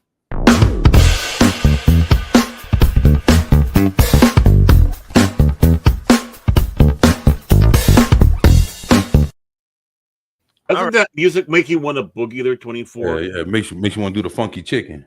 Yeah, I know. Well, I wanted to have something that was, had a good groove to it. You could dance to it. So Yeah. I actually found that on YouTube Music. Oh yeah. That's copyright free. Yeah. Yeah. That's The thing is I can't groove or dance, so I'm screwed there. oh Well, man. I've never been able to groove. My dancing I skills are yeah. Yeah. I don't have your mojo there, 24. It's like I'll leave that to you, Yeah, you gotta learn how to do the big boy shuffle. man. Mhm. It's not the truffle shuffle, it's the big boy shuffle. Yeah. I'm the truffle shuffle. So we have this article from Superhero Hype. It was posted on the 22nd, and it says The Conjuring Last Rites achieve huge franchise and horror movie milestones. And this is by Apoorv Rastog. I'm sorry if I'm mispronouncing the name. I do apologize. Nah, my bad. I'm tripping. That's I'm a not mouthful. ever want to be. That's I think that's like Rastogi is the last name, like Rastogi. And Apple Ray Roth? I don't know. said But the I think I got the last name right. He sounds Russian. Oh no, it's a movie. It's a movie, Lady Mist. And I believe it's still out in theaters. Let me just check the listings for my local one. Oh, damn. So how much did they wait a minute. So if it's wait a minute, the worldwide box office is almost at 400. Okay, so how much did they spend to make it, if that's the case? I can find out that information. Yeah, The Conjuring Last Rites is still playing at my local theater. Now let me just do a quick. You see, they talking about 12.9 million in its third weekend. Okay, so I wonder what the first two weekends did. Well, shit. That's interesting. So they already came 400 million. I'm dying to know how much it costs to make it. I'll find out. Yeah, that's gonna be an interesting thing. Cause see, if it's breaking records, I mean, what it costs to make it should be very low in order for it to be something that 400 million is kicking ass. Because 400 million is a failure depending on how much the budget was. So if the budget was low, then it's a win. If the budget was high, then what the fuck? Right. The budget, and I'll present it here. Because it's funny, because 400 million, that's about as much as a fucking Marvel movie costs now. Like that's the budget. That's not even that's not even the return from the box office. That's not even that. It's 50 million. 50 million. You fucking serious? 50? Yep.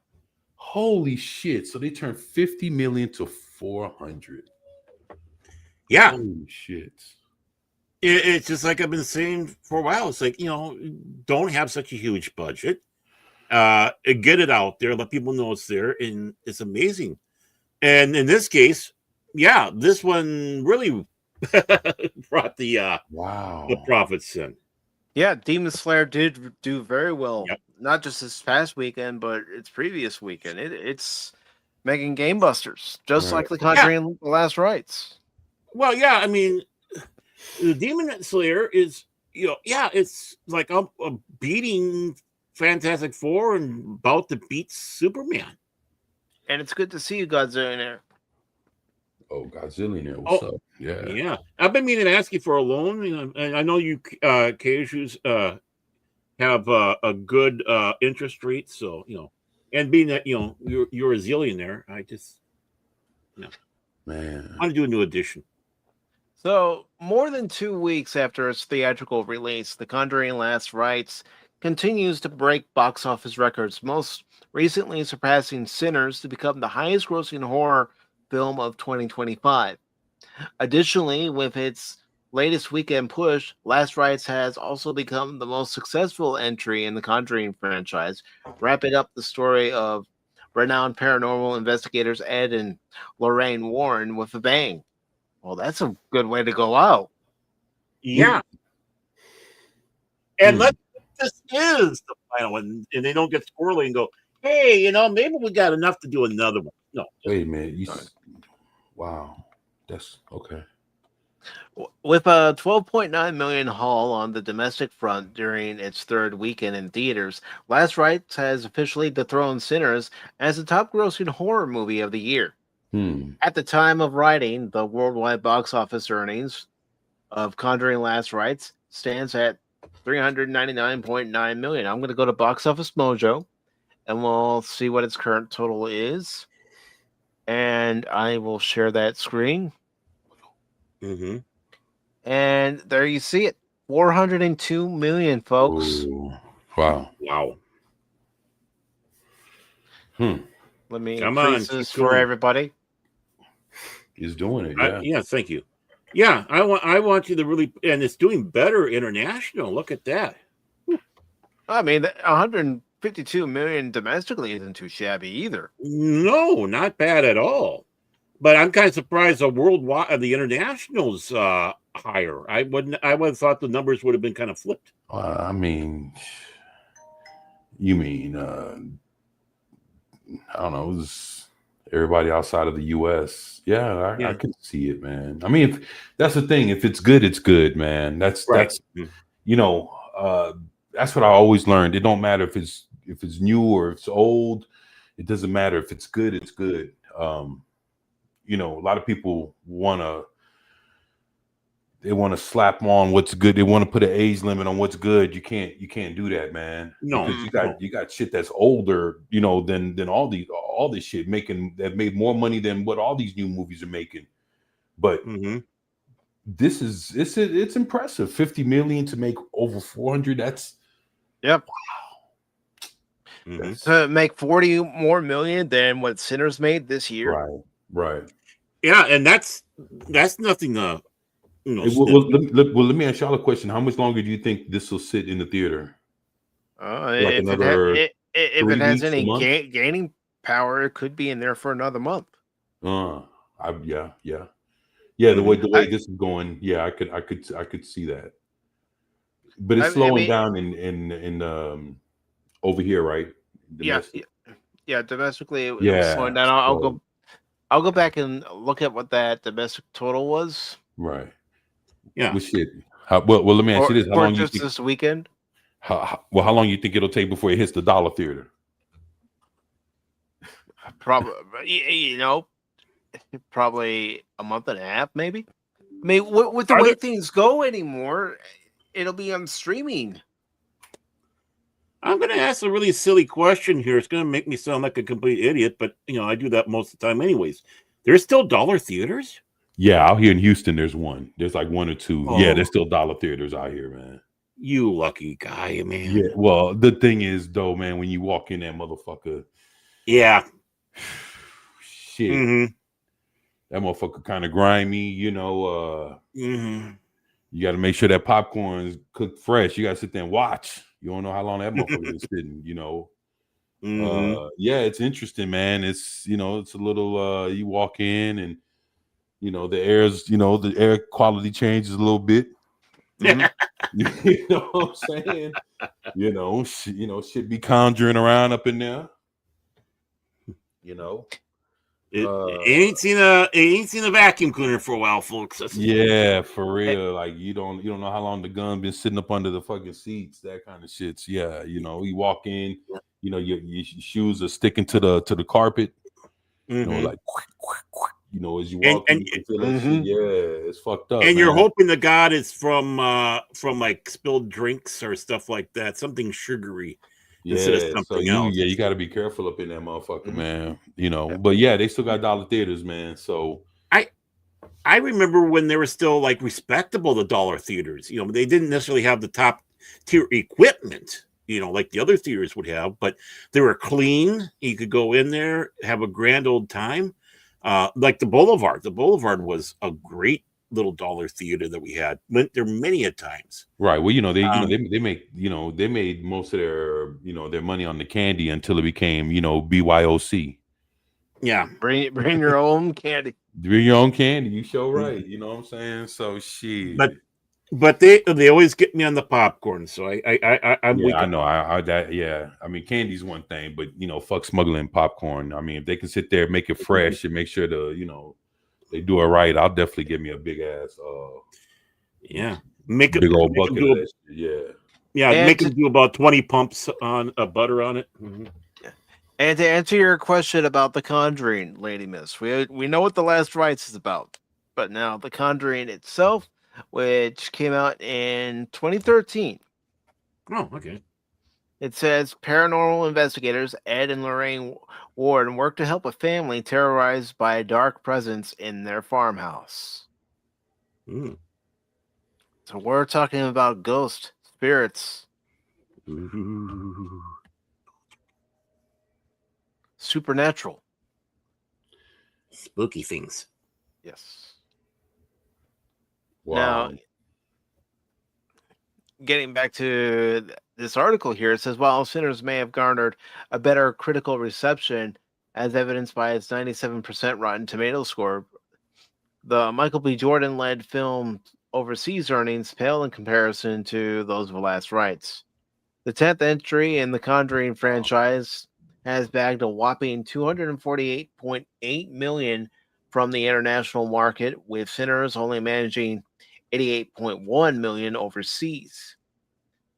However, Sinners is still ahead on the domestic front, having earned $278.5 million, while Last Rites has so far earned only $151.1 million. But yeah, that's still nothing to sneeze at. Damn. You know what? To be Yeah. real, I didn't even know it was the 10th fucking. That's number 10. Yeah. The fuck? I didn't even. I thought it was like maybe 6, 7, maybe 7. I didn't know. I didn't know it went that far. Yeah, I'm looking at Box Office Mojo, and I'll show everybody what I'm looking at. And you had The Conjuring in 2013. Of course, the new one is currently out. But you have The Conjuring 2 that came out in 2016, so 3 years later. So what? They got this in order by how much it made, or what? Because this is not. I'm looking at when they were released, what year they were released. But they had The Conjuring, The Devil Made Me Do It in 2021. Then they had The Conjuring, The Beyond in 2022. Baron, you might need to talk to Jace about that. Yeah, I do. Now I'm a little scared to go over there. And then it says Like Curse of the Witch's Doll. Yeah, the years jump on a lot of those. That's Yeah. But it goes on to say, and I'll bring it back to the superhero hype article real quick. Shit. The Conjuring Last Rites is the biggest Conjuring universe movie. In addition to usurping Sinners' title for highest grossing horror film of the year, Last Rites has also managed to surpass the box office earnings of each of the 9 predecessors in the Conjuring franchise, with Last Rites almost closing in on 400 million. Well, we've already seen that's already crossed that mark. The film has successfully beaten The Nun's global collection of 366 million. As such, it is, with its third weekend haul, Last Rites has become the highest grossing movie in the Conjuring franchise. All right, Baron. Baron, take the next paragraph. Oh, no, I'm not going to say his name. You can say it better than me. Rastogi?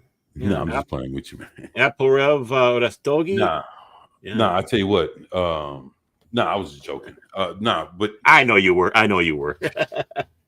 Hey, I was the guy that read all your stories, and I'm ready to do it again. So Mike spoils me. Yeah, I do spoil you by having you not read the articles, and then when I ask Cash to read the articles, do I have to? Yes, Cash. But you know what? I'll let Baron read this next one. Oh, the story? Oh, okay.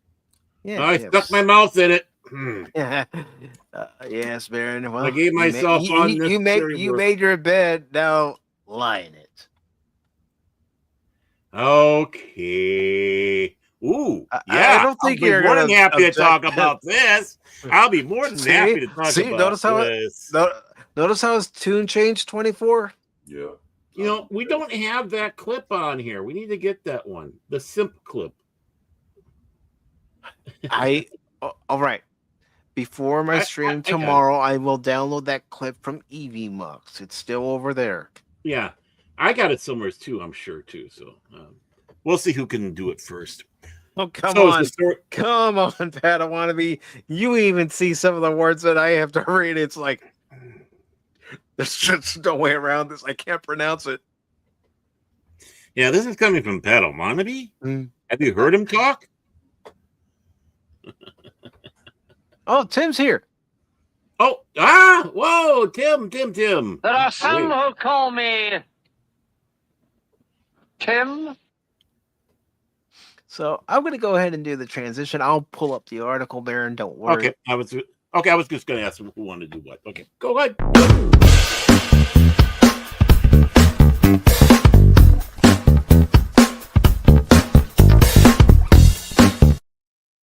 Way to do the funky chicken there, 24. Man, I cannot.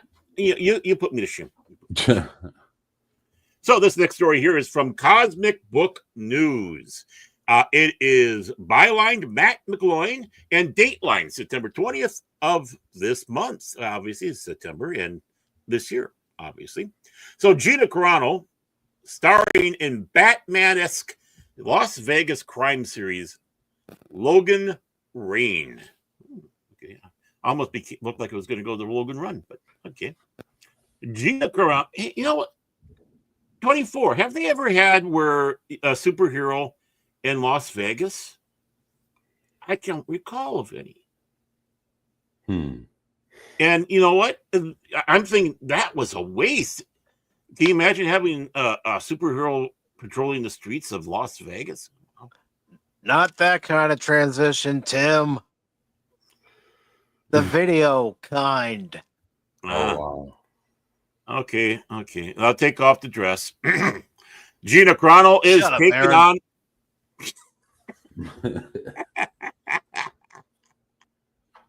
Gina Carano is taking on what sounds almost like a Batman-style role in her first TV project since The Mandalorian.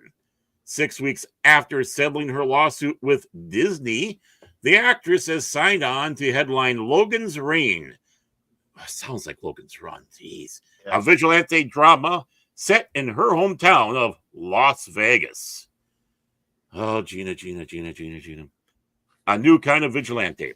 Developed by Straight Wire Entertainment Group with producers Sean Reddick and Yvette Yates Reddick. Okay. Get Out in Black Klansman. Logan's Reign casts former MMA fighter as a legal assistant by day and a crime fighter by night. A setup that sounds straight out of Gotham, only with the neon glow and grit of Lost Vegas, or Lost Wages. Carano says the role is one she's been craving. Logan's Reign is someone I have been craving to bring to life. Returning to Las Vegas, which is its own fantastic character in itself. Just like we're seeing, the city is just as much of the character as anything else. And also the place I grew up is going to be exhilarating. Lights, camera, action, art, grit. Vegas has it all. I almost went right to Vegas. Never mind. I'm giddy at the possibility, she told on a live line. See what I did there? Ironic role for Carano. Producers praise Carano as the perfect fit for the vigilante lead. Logan's Reign is the kind of bold, adrenaline-driven series we can't wait to bring to the audience with Gina, said Reddicks. Oh, sorry. The Reddicks said. There we go. That's better. Learn to read. Okay. From the very start, we knew Gina was Logan Rain. Straight Wire, Rob Weston, who also manages Carano, called the role destined to become her most iconic character yet. That'd be kind of impressive if that's the case. Oh, she looks like she got beaten up there. Was she out doing some fighting? From Star Wars to Logan's Ring, Carano's new series marks her first major television role since her firing from The Mandalorian in 2021. Just weeks ago, she reached a settlement with Disney over her wrongful termination and discrimination lawsuit. While terms weren't disclosed, Disney's statement at the time said it looked forward to identifying opportunities to work with her again. Yeah, whatever. That's fueled ongoing speculation about possible Star Wars return. But for now, Carano is set to carve out a different kind of vigilante role, one that's been described as gritty, Batman-esque crime fighter patrolling the streets of Las Vegas. And that's the story there. That's the story. Just a second here. Had to clear my throat. Hmm. Yeah, So- it'll be interesting. So this character is made for TV. This is not like it's not a like comic book character or something like that. So It's kind of like Dead Man. Remember they came out and it was like a comic book movie, but yet it wasn't based on a comic, or even RoboCop. You know, that was basically a comic book movie without a comic book. Nothing wrong with- It does sound a little Daredevil-ish, Padawannabe.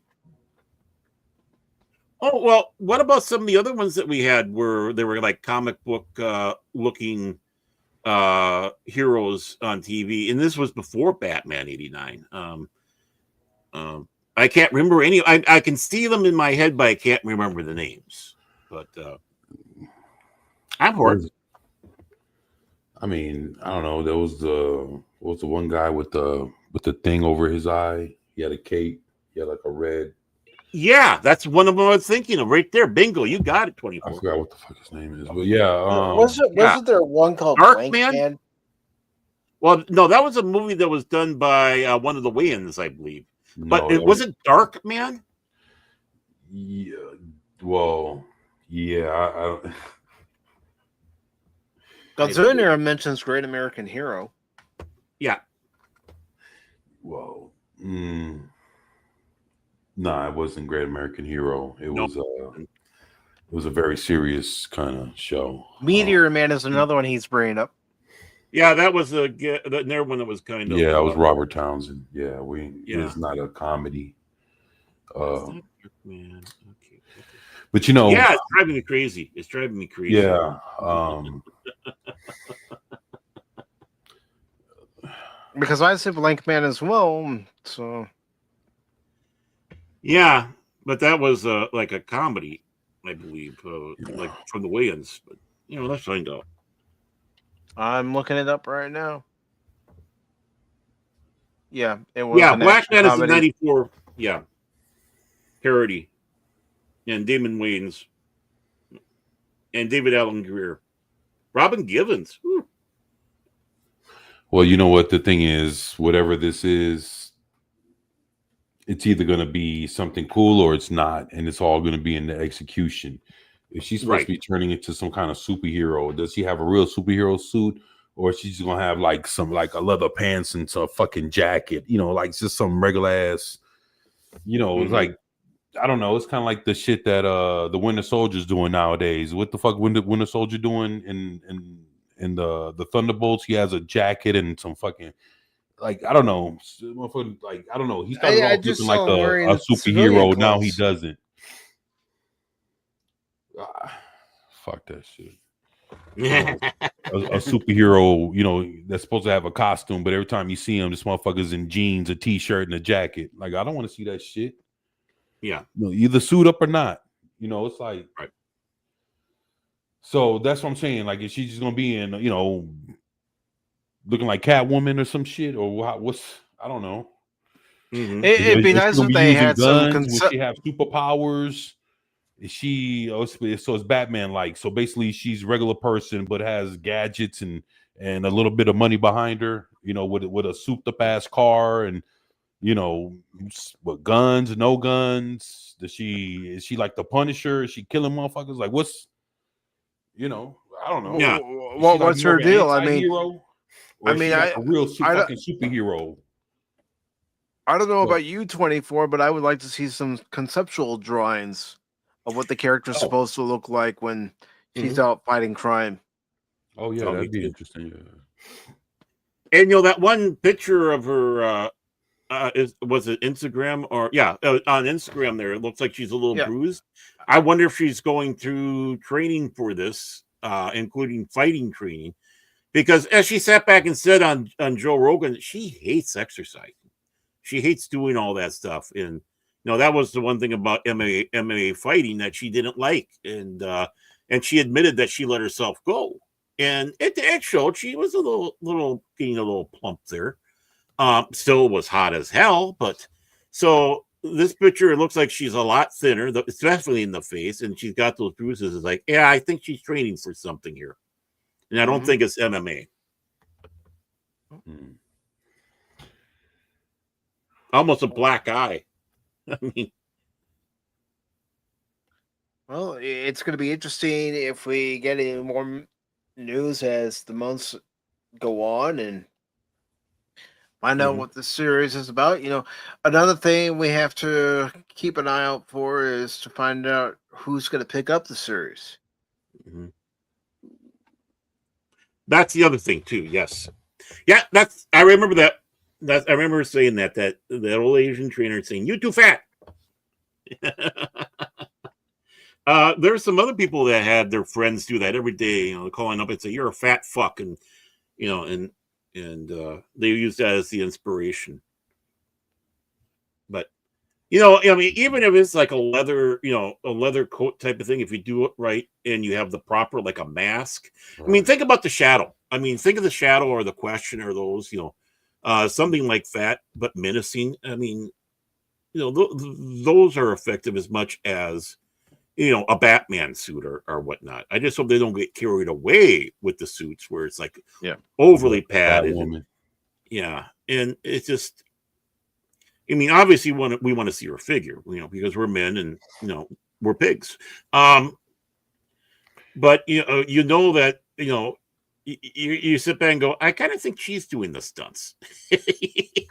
Well, she's capable of doing her own stunts if she wanted to. Mm-hmm.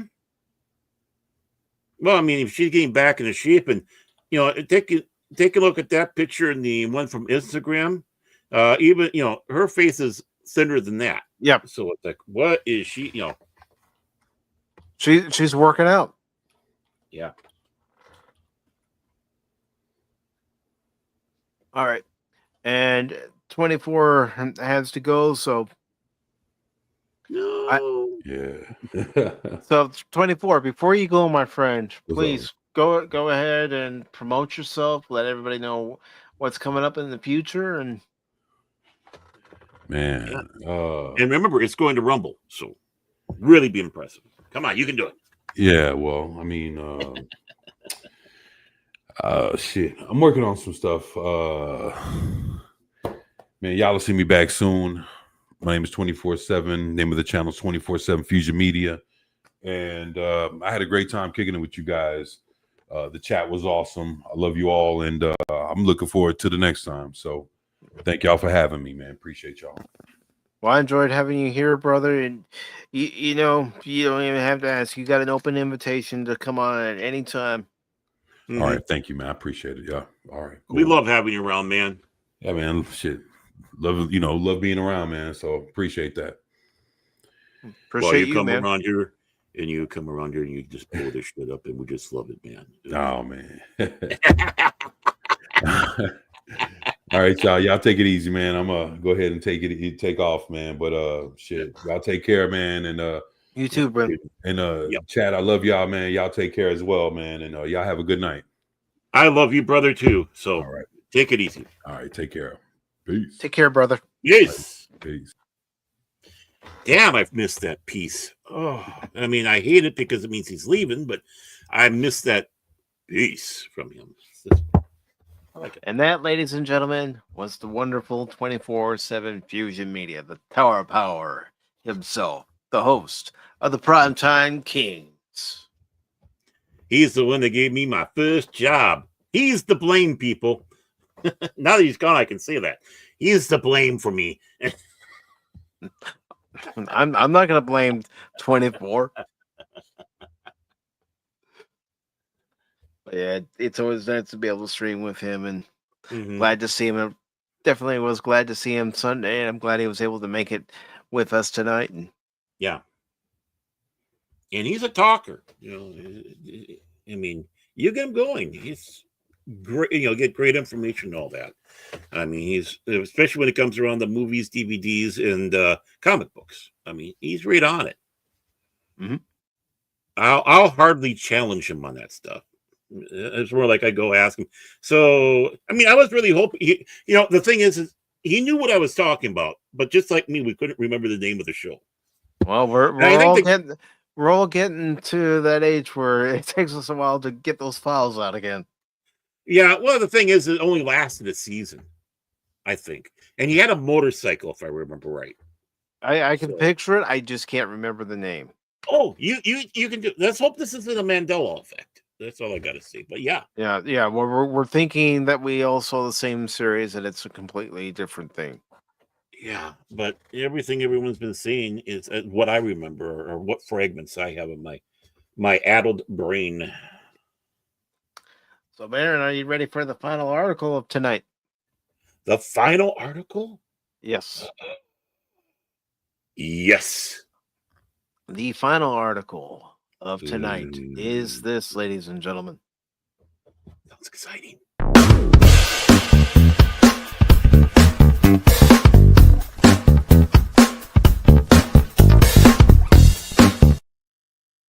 No, I don't like that. I don't want to talk about that. Is there another article? Too late, Baron. Too late.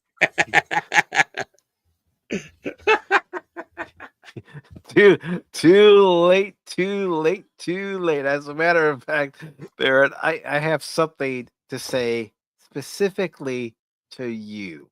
Woo! And only you. Woo! I don't know if I should say good sir, because you know what, sir? So you get nothing. You lose. Good day, sir. You can say good sir. I think that's appropriate, especially if you play that. Thank you. Thank you, Gene Wilder. That warms the cockles of my heart. What is a cockle? I don't know. I've never looked up the meaning of the word. No, I'm curious. All right, so we have this article from Spencer Bercouli of Bounding in the Comics. It was posted on the 22nd of this month. And it says Metal Gear Solid Delta success has Konami considering Hideo Kojima-less remakes for the rest of the series, with two notable exceptions.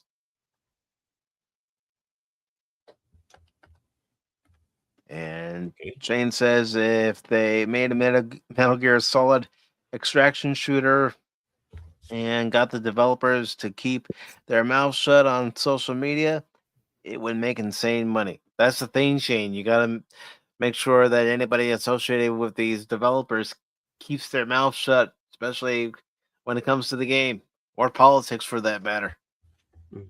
Oh, by the way, a cockle is an edible marine mollusk that's in a shell. So, you know, when you see some of those shells on the beach, there was a cockle in there. Okay, so, conch shell. Whoa, Conch shell, Baron. Clean out your ears. It's cockle. All right. Okay, so let's just get to this article. Let's not argue over little things. No, that's what we do best. You started it.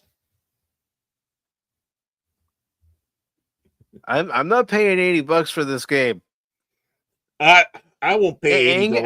Angry Canadian asked me if I plan to play the game. I said eventually. Not right now. Will it be on the Game Pass? No, it's not on Game Pass. I did look. Damn. And even when Steam has its winter sale, it's not going to be cheap enough. Just like Indiana Jones wasn't going to be cheap enough. But now I don't want to play it because of what some of their people have said after what happened to Charlie Kirk. Yeah, I know. I don't want to play that DLC. Well, yeah, and well, yeah, and when you talk about it, I mean, like Jedi Survivor, the second one, right? That's can't come down quite a bit now when they have their sales. Hmm. It's almost to the level where I'll buy it. And of course, the first one is really down there, like $6 and something when they have their sale. Yeah. So it's just amazing how those drop. Outlaws is still, when they have a sale, is still up there. They haven't learned their lesson yet. But yeah, it's just kind of amazing how some of those sales can be just gold mines. Then they still have their arrogance. They're too new. So it's like you almost got to give a year or two. Mhm. I mean, how long was the second Jedi? Jedi Survivor? Jedi Survivor came out in April of 2023. Okay. And that was the second one, right? Yeah, that was the second one because it was Okay. delayed a month so they can work on bugs, and there were still bugs on release Oh, date yeah. because Mm-hmm. it was myself and several others who were playing on PC who had issues. Yeah, some people didn't have issues, Mm-hmm. but the majority of folks did. Yeah, I hear it still has them, but so yeah, give it about a year and a half, and it'll probably get down to a manageable price. All right, so it says, while it comes as no surprise that the objective financial success of Metal Gear Solid Delta Snake Eater has Konami now looking to give the remake treatment to the rest of Hideo Kojima's tactical stealth outings, the same cannot be said of the fact that their interest in doing so does not extend to the entirety of the series canon, but instead excludes two notable fan favorites. Ooh. Develop in partnership between the internal Konami Digital Entertainment dev team and noted industry support studios Verdos, Metal Gear Solid Delta Snake Eater sought to bring the franchise's inciting Cold War showdown between Naked Snake and the Boss to the current generation hardware, all the while trying to be as faithful to Kojima's original vision as possible. And while its existence will undoubtedly be the subject of heated debate until the heat death of the universe, what cannot be argued is the fact that for all its failures and successes, Delta sold like gangbusters, its total sales passing the 1 million mark on the same day as its release, August 28th. Still $80 for a game is a lot. I don't even Yeah. want to pay $80 for a game. I'd rather pay 20 like for Jump Space, like I did. Right. Well, and wait to pay the $100 for Grand Theft Auto 6. Mm-hmm. I'm not joking. People laughed at me, but the words are coming out that yeah, this is going to go that way, especially with what they had for a budget that they really overran on. It doesn't make sense to me. What are you doing that it takes this long, that many people, that much money, and then it's going to come out and there's going to be a shitload of bugs and stuff like that. Mm-hmm. It's like And you're playing an open access game at the full game price. I mean, at least with Jump Space, yeah, you can buy it in early access right now for $20, but you'll see it progress as they release new things, tweak a few things, and improve on other things that need to be improved on. Right. I mean, nothing's going to come out perfect. I mean, No. I'm smart enough to know that. It's like everything you go through, and someone's going to find something. Particularly Mike, he's going to be the one that finds it because the bugs are attracted to him. But in all seriousness, though, everything does have one, and even when they go through and they do improvements to the game, and then they got to do a hot fix. I mean, I don't belittle that. It's not like when Windows first came out and they were sending out already all these. Well, I don't know what we call it. It wasn't patches back in the day, but maybe it was. I can't remember. But they sent all this stuff out to fix all the bugs that were in there when they let it out, knowing that was all in there. Mm-hmm. I mean, which is why what was it? Was it 95? I think it was 95. Windows 95 had bugs. Windows 98 had bugs. Windows Me had bugs. Windows XP had bugs. Mm-hmm. But there were people that wouldn't go up to the next grade. They stayed with that, what it was before 95 as long as they could because of all that. There were So- people that stuck with Windows XP for as long as they could. Yep. Because there XP. were people that Yep. didn't want to update to Windows 8, people that didn't Mhm. want to update to Windows 10, and now you have people on Windows 10 that don't want to update to Windows 11, so they're paying Yeah. to delay it a year because they don't want to Yeah. go on 11. We had no choice when we got our PCs. Right. I was just going to say is Mike didn't want it, but again, we were forced with it. Yeah, and DJ is mentioning the service packs. That was the updates for Oh, the service older Windows. Right. But that's how out of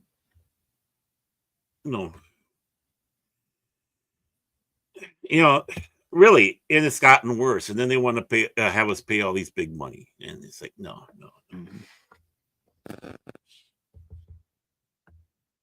Idiots. And DJ, he's willing to try any software to see if it actually works and what the pros and cons are of. Then the computer explodes, and it's like, okay, I'm not going to use that one. So it says, to this end, Konami's continued remake ambitions were first brought to light courtesy of the Metal Gear Solid series Twitter news account Metal Gear Network, who on September 20th shared a leaked copy of the upcoming post-viewing survey set to be given to attendees of the developer's upcoming Metal Gear production hotline, a franchise-centric panel set to be held on September 25th as part of the 2025 Tokyo Game Show. So it's currently going on. At least it will be, as it is the 25th in Japan right now. I'm more concerned about Sumo.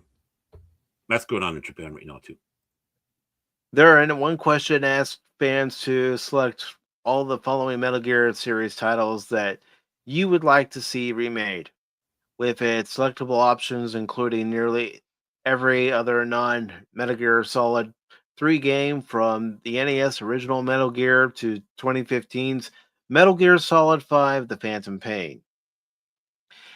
The operative word there is nearly, as curiously, Konami's survey does not offer selectable options for Metal Gear Solid Portable Ops or Metal Gear Rising Revengeance. It says, given both series' positive reception, the latter more so than the former due to its lightning bolt action gameplay and positively over-the-top cast of characters, their respective omissions will undoubtedly come as a disappointment to their non-insignificant fan bases. And though of little immediate comfort, it does bear pointing out that admittedly there does exist a good reason for both games' absences. Unlike the other 9 games in the franchise, gosh, 9 games? Wow. I forgot there were that many. I didn't know there was that many. Portable Ops and Revengeance were not directed by Kojima himself, instead being respectively helmed by Konami's Masashiro Yamamoto and Platinum Games. Kenji Saito, with the series creator, serving as a producer. And it's good to see Gary over on the Rumble side. Hey, Good to see Gary. you, brother. All right, I should do it in the SpongeBob way. Hey, Gary. There, that's my Patrick. That's more of the Cash Money way. Yeah, well, I can't help if he sounds like Patrick now and then. Hey, Gary. And Gary says hello to Shane over on the dark side, which is YouTube. We're in the void. All right, so let's see. Let's go ahead and scroll down. And it says, while Konami has yet to confirm whether this is actually the reason for the game's exclusion from the survey, the above educated guess being informed more by factual knowledge of surrounding circumstances than on verifiable hardline evidence. However, lending credibility to this story is the fact that a potential hang-up regarding Kojima's lack of directorial duties would explain why Konami is apparently unwilling to exploit portable ops or revengeance for their own financial gain. Despite their readiness to touch Kojima's direct canon,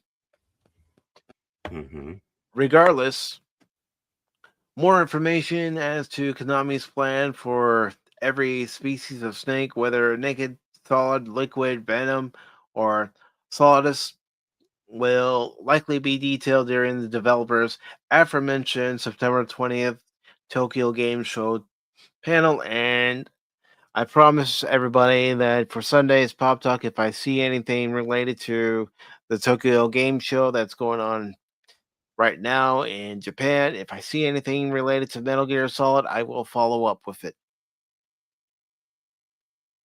Are we going to I be promise nicer you. than the award show? But I just think with the Tokyo Game Show going on right now, if there are any updates on what's going to be going on with the Metal Gear franchise as a whole, I think people who are interested would like to know. Definitely. I'm kind of curious now. I'm going to probably buy Metal Gear Solid Delta at some point, but the price has to come down, and I mean down. Yeah, Cash can hook you up with something. We all know how shady he is. Always going to Fullerton, California and getting in trouble. No. That's why he's not here. He got caught. No. I'm not going that route, Baron. No. I know. I'm teasing. I know you're teasing. I'm still not going that route. Well, I'm just letting everybody know I'm teasing.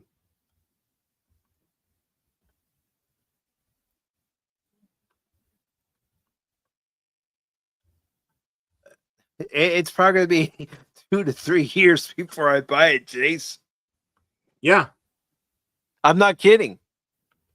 No. I mean, like I said, the Jedi one, 2 years? So at least a minimum 1.5 years, I'd say. Yeah. And then what we'll be doing as they go along with it. And again, the reason why I bought Jump Space is because I like the demo. And when I had heard and then verified that the game was only $20 here in the US, it's like $20. Go ahead, take my money. Yeah, holy cow! That can't. I mean, yeah, right now because it's early access, we've been having some issues with some stuff, but we can live through it, right?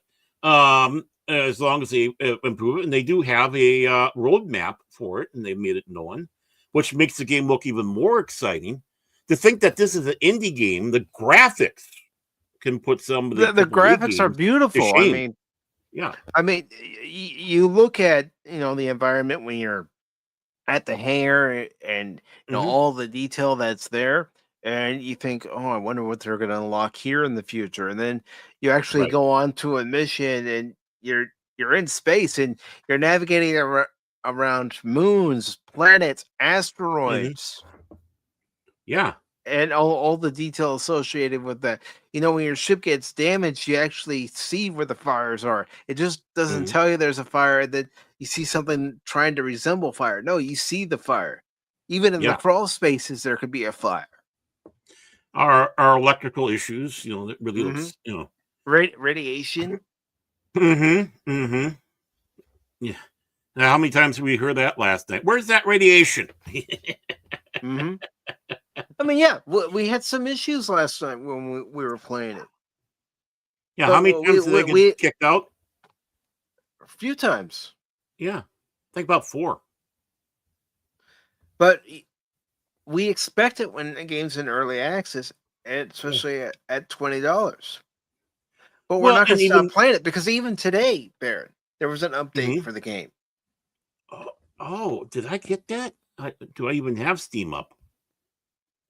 I was having a problem with my internet today, so it seems to be working. But yeah, my internet's working better than it was yesterday too. So, well, I discovered what it is. I got these, Amazon have them called dots or whatever to help boost the signal around the house. Well, either I don't know what's going on with it. Is the thing's flashing red, but yet the TV or Apple TV, I should say, is still connected to it, and it's registering. It's playing on there. But it was knocking me off. It knocked me off last night. I think that was the reason why I was having problems when we were playing a little bit of that. So I don't think it was entirely the game. By the way, they even tell you in the beginning when you fire up the game that you'll have these issues. These are the issues that you might be looking at, and they're working on it. So they don't even hide it. It's not like they're saying, "Okay, here's your $20 game. Have fun. We're going to abandon you." No, they know that this game's still a work in progress. The reason why they have it in early access, I can only guess, is because they want us to give them feedback. Say, "Okay, can we get a little bit more of this, a little less of this, and a little bit more tightening on this?" I think it's basically we are the testers. Yeah. We're allowing ourselves to be, and way I look at it is two routes on that one. One, exactly what you're saying. Let the players play it, and there's a quarter of a million people that already have this game, probably more now, right? Because there's like 100 and some thousand. And then yesterday they were saying there was a quarter of a million, whatnot. So with that, not only are they getting our feedback, but they're getting a little bit of a monetary boost to help fund that game and get it going. And I see nothing wrong with it because they're not hiding anything. They're very upfront and tell you that. I wish we had more of that. I really do. And DJ says, after that movie Grandma's Boy, the industry was like, why not just let stoned people at home test the games? So I'm not stoned when I play the games. I wish I was. No, I don't even touch the stuff. You know, they had one of those job fair things back at the schools. Mm-hmm. And I don't know why they're in there because virtually none of the high schoolers really could be it because of the age. Maybe they're trying to grab some of the parents that's coming by there. But it was being a paid game tester. Yeah. I mean, you used to see, in the credits of games. Yeah. Who are the game testers? Yeah. I mean, I kind of wish something like that would pop up again, but in some ways, I guess I am now. I won't get credit for it. But at the time, it's like I can't devote anything to this. It's like, too busy doing this. But I would have been tempted. But I think you had to be like over 18. It's like, what the hell are you guys doing here? But like I said, probably try to get like the seniors were 18, and that was a way to get their attention, saying, "Hey, you're about to graduate high school. You're going to be 18 years old. How would you like to be a game tester?" Yeah, our parent or maybe a older sibling who has who's been graduated and is up there. So yeah, I mean, a perfect spot. Really in that aspect, not for the high schoolers per se, but for the rest of the gang.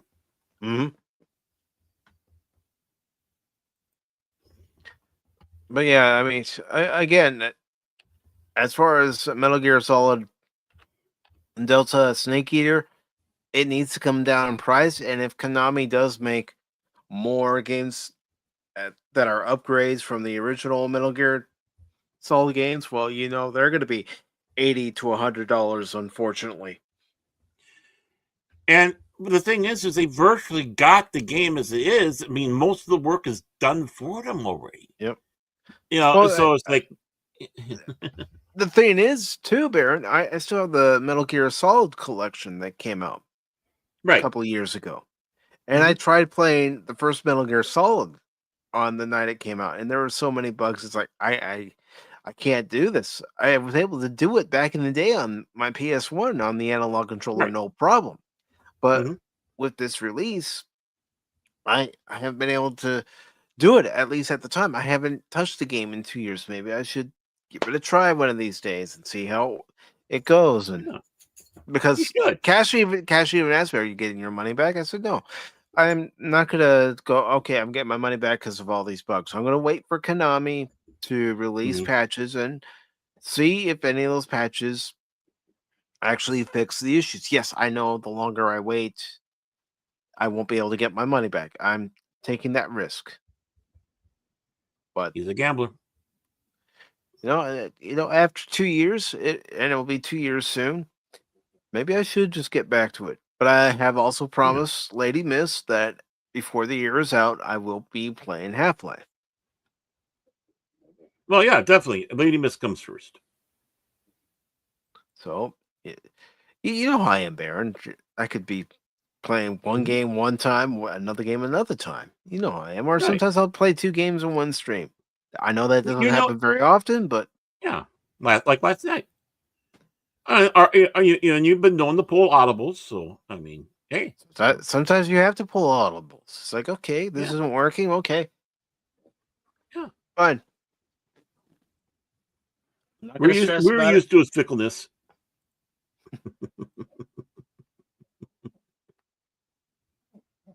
Which game is she wanting? Lady Miss, what game is that? Mike? Half-Life. What was it again? Half-Life. Half-Life. And that's a space shoot 'em up. Okay. Is that with?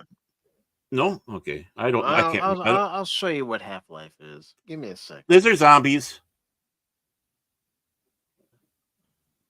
Baron. Can't believe you've never heard of Half-Life. I've heard of Half-Life, but I can't remember what the game's about. I've heard of a lot of games. You got to remember, I'm not really a gamer. I'm, I play that Minefield game that's on the Windows. That's top tier. Maybe a little Candy Crush. All right. I mean, I don't want to show someone else's content because I don't want to get flagged for it because YouTube does like to do that. Really? Even though it's on the same platform. Yeah. Even though it's on the same platform, but. And give me promotion. Yeah, I know. I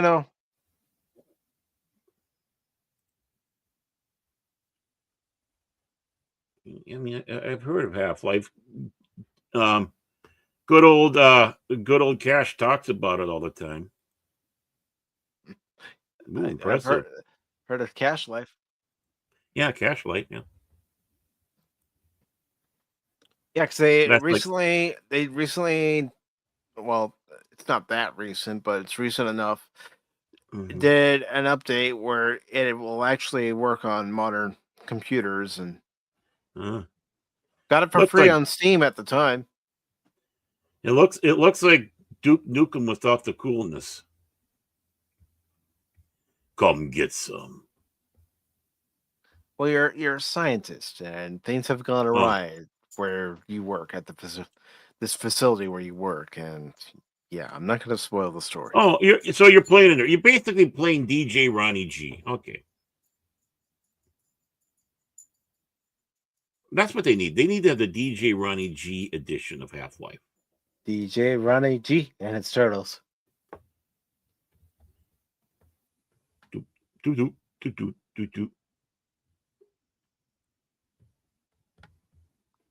Yes, because Lady Miss asked me a long while ago if I had the game. I told her I did have the game, and there's like what 3 of them now.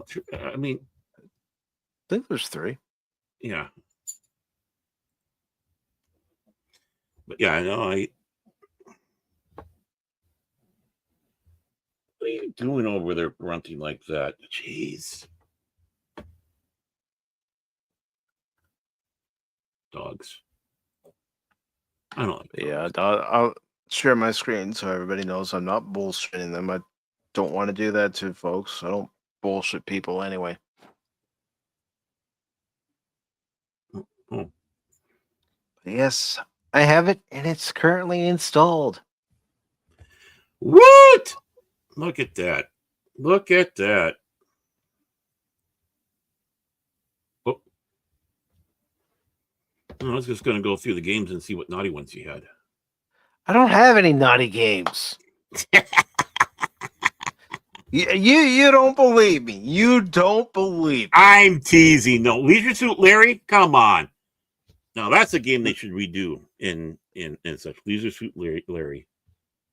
Here, let me get this in full picture mode. So, Those who I haven't was seen kidding. I know you don't have it, it. no. I can look at the list of your games on the friends thing. So I know what. He likes to cause trouble, folks. He's an instigator. You got that right. You're a fucking instigator. And Jump Space. I hear that's a good game. Yeah. WrestleQuest, of course. Delta Major Force. update. Yeah, Delta Force got a major update. Good luck getting healed in that game. Oh, I was talking about Star Trek Online. Look, they're going down as the latest season. Been a while since I haven't touched Star Trek Online in a while. Me too. I don't know. It's boring. I just pop in there sometimes just to take a look at my ships because they're so cool looking. But, you know, I don't want Divers too. Show, I'm going to show my library real quick. 13 Half-Life games? Wow. Yeah. I know there's a couple. I just didn't realize it was that many. Whew. So, and I bet Lady Miss played all of them. I know she likes the first one. Mm-hmm. And I have Abiotic Factor, Ace Combat 7. Of course, I played Alien Isolation. Gosh, when that Xenomorph comes around. Yeah, I'm still saying it almost a full year later. Yeah, all the cussing, people. All the cussing, which is gold. Gold. Well, I'd like to see you play. You'd be doing the same thing. Yeah, I know. I'm not lying. In fact, I hope I outdo you. I mean, and that's my goal. Aliens, Fireteam Elite, Ark. Play that off and on. I'm waiting for Asphalt to finally come out. I never did play the demo, unfortunately. I played it. I like what I played. Okay. Of course, that'll be interesting. No surprise there. I have a baseball game. Of course, I played the Batman Arkham Knight trilogy. I need to get back to that. I was playing the first one. And Paul gave me Arkham Origins. So I will stream that. Of course, I'm going to be playing Black Myth Wukong tomorrow. Breathage. I have a love-hate relationship with that game. It's a chicken, isn't it? Maybe. Of course, there's no force. I wish they'd come out with something for that, update for something. I mean, yeah, crazy game. And of course, Brandon, the anime guy, gave me Chivalry, and that was nice of him. Yeah, Cobra Kai. I haven't finished that game yet. Ooh. Command and Conquer. Of course, the latest Contra game, Crisis Core, Cuphead. I'm so happy I was able to beat that. Yeah, I know that was a hard one for you. I think there's somebody came up with a game similar to that. Recently. Yeah. I'll show you what I have on my wish list too. Okay. So, but Dead by Daylight, that can be fun if you are playing with people that aren't dicks. Well, that leaves me out. And Delta Force, good luck getting healed. I played Detroit Become Human, Doom the Dark Ages. I recommend it for anyone who's a original Doom fan, but wait till the game goes down in price. Yeah, that is a game I did pay more than I normally would, but like I said, I watched Stone Loki's stream, and I knew instantly by watching his stream I would get my money's worth from the game. He was suckered into it. That Detroit game, Become Human, that looks interesting. That really does. It's a very good game, and depending on your choices, whether they're good or bad, they help determine the outcome of the story. Mm-hmm. That's good. There's another game made by the same people called Heavy Rain, but unfortunately, there's a couple of scenes in there that I would get zaned by YouTube real quick.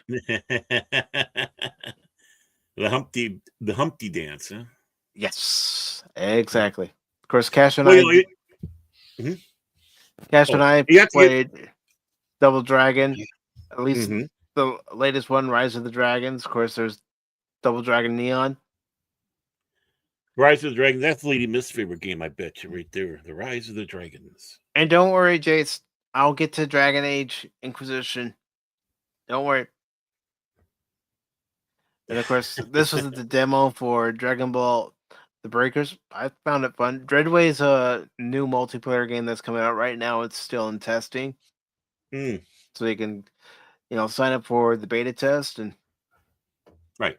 And this is another one that Brandon gave me. Dungeons and Dragons Chronicles of Mysteria. I've never heard of that one. And of course, Evil West. I have beaten that, but at some point, Cash and I are going to beat it over on his channel. Kitty Bear gave me Fallout 76 not that long ago, so eventually I'll play that. But he did say to me, play it mostly offline so you get used to the game before you even decide to stream it. Yeah. I don't know. I don't know. The 76 doesn't really grab me. I don't know why.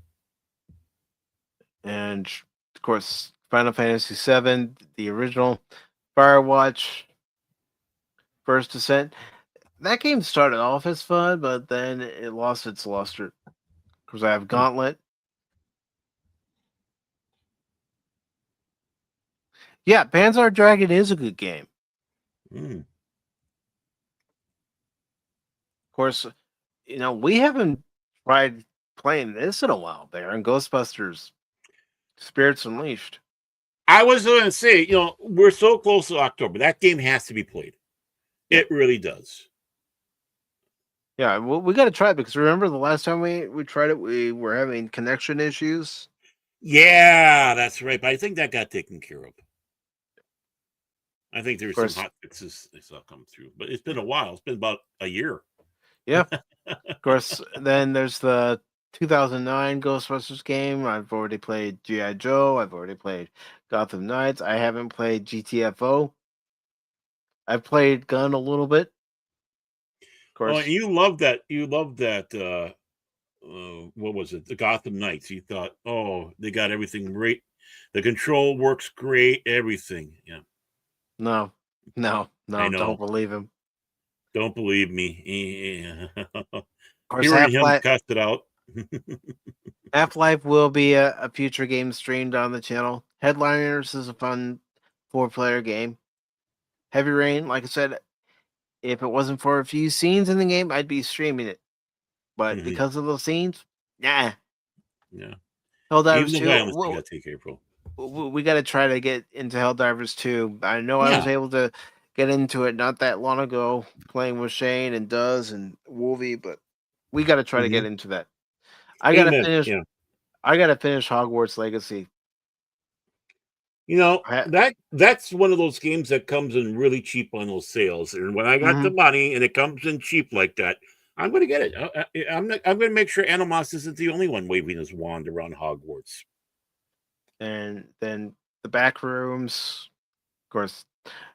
This was just one of those games that came in a random code. And like, okay, the ones from Cash.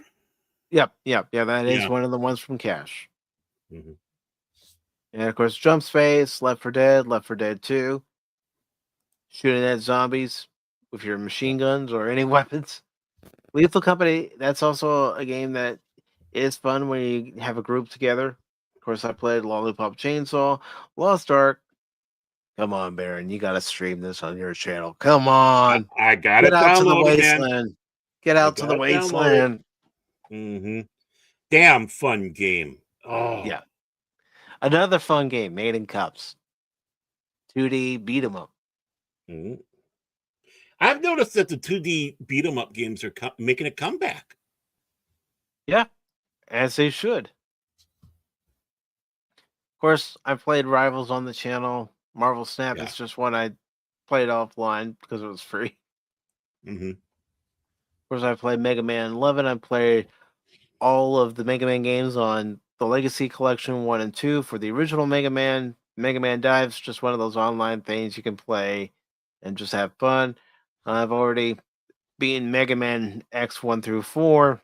I gotta go through 5 through 8. Of course, I don't have a lot of experience with those games, so yeah, there's gonna be a lot of dying. There's You know it. also the Mega Man Zero collection, the Messenger. Of course, you have Metal Gear and Metal Gear Solid Snake. Again, like I said, I'll get back to playing Metal Gear Solid. And of course, you have Metal Gear Solid 2, and of course, the original version of Snake Eater. That's probably what I'll do instead of buying Metal Gear Solid Delta Snake Eater, is just play the original. Played Metro, played Shadow of Mordor. I'll get to Shadow of War at some point. I got that now, both of those. So Nice. I had a lot of fun playing Shadow of Mordor. Now, Tripping Orc Yeah. didn't think it was nice that I was killing I don't all either. his orc brethren, but Orc lives matter, man. Orc lives matter. It's like you take it a poor orc there. It's like, don't you know he probably has a family? And he's just trying to work, man. He's just trying to work.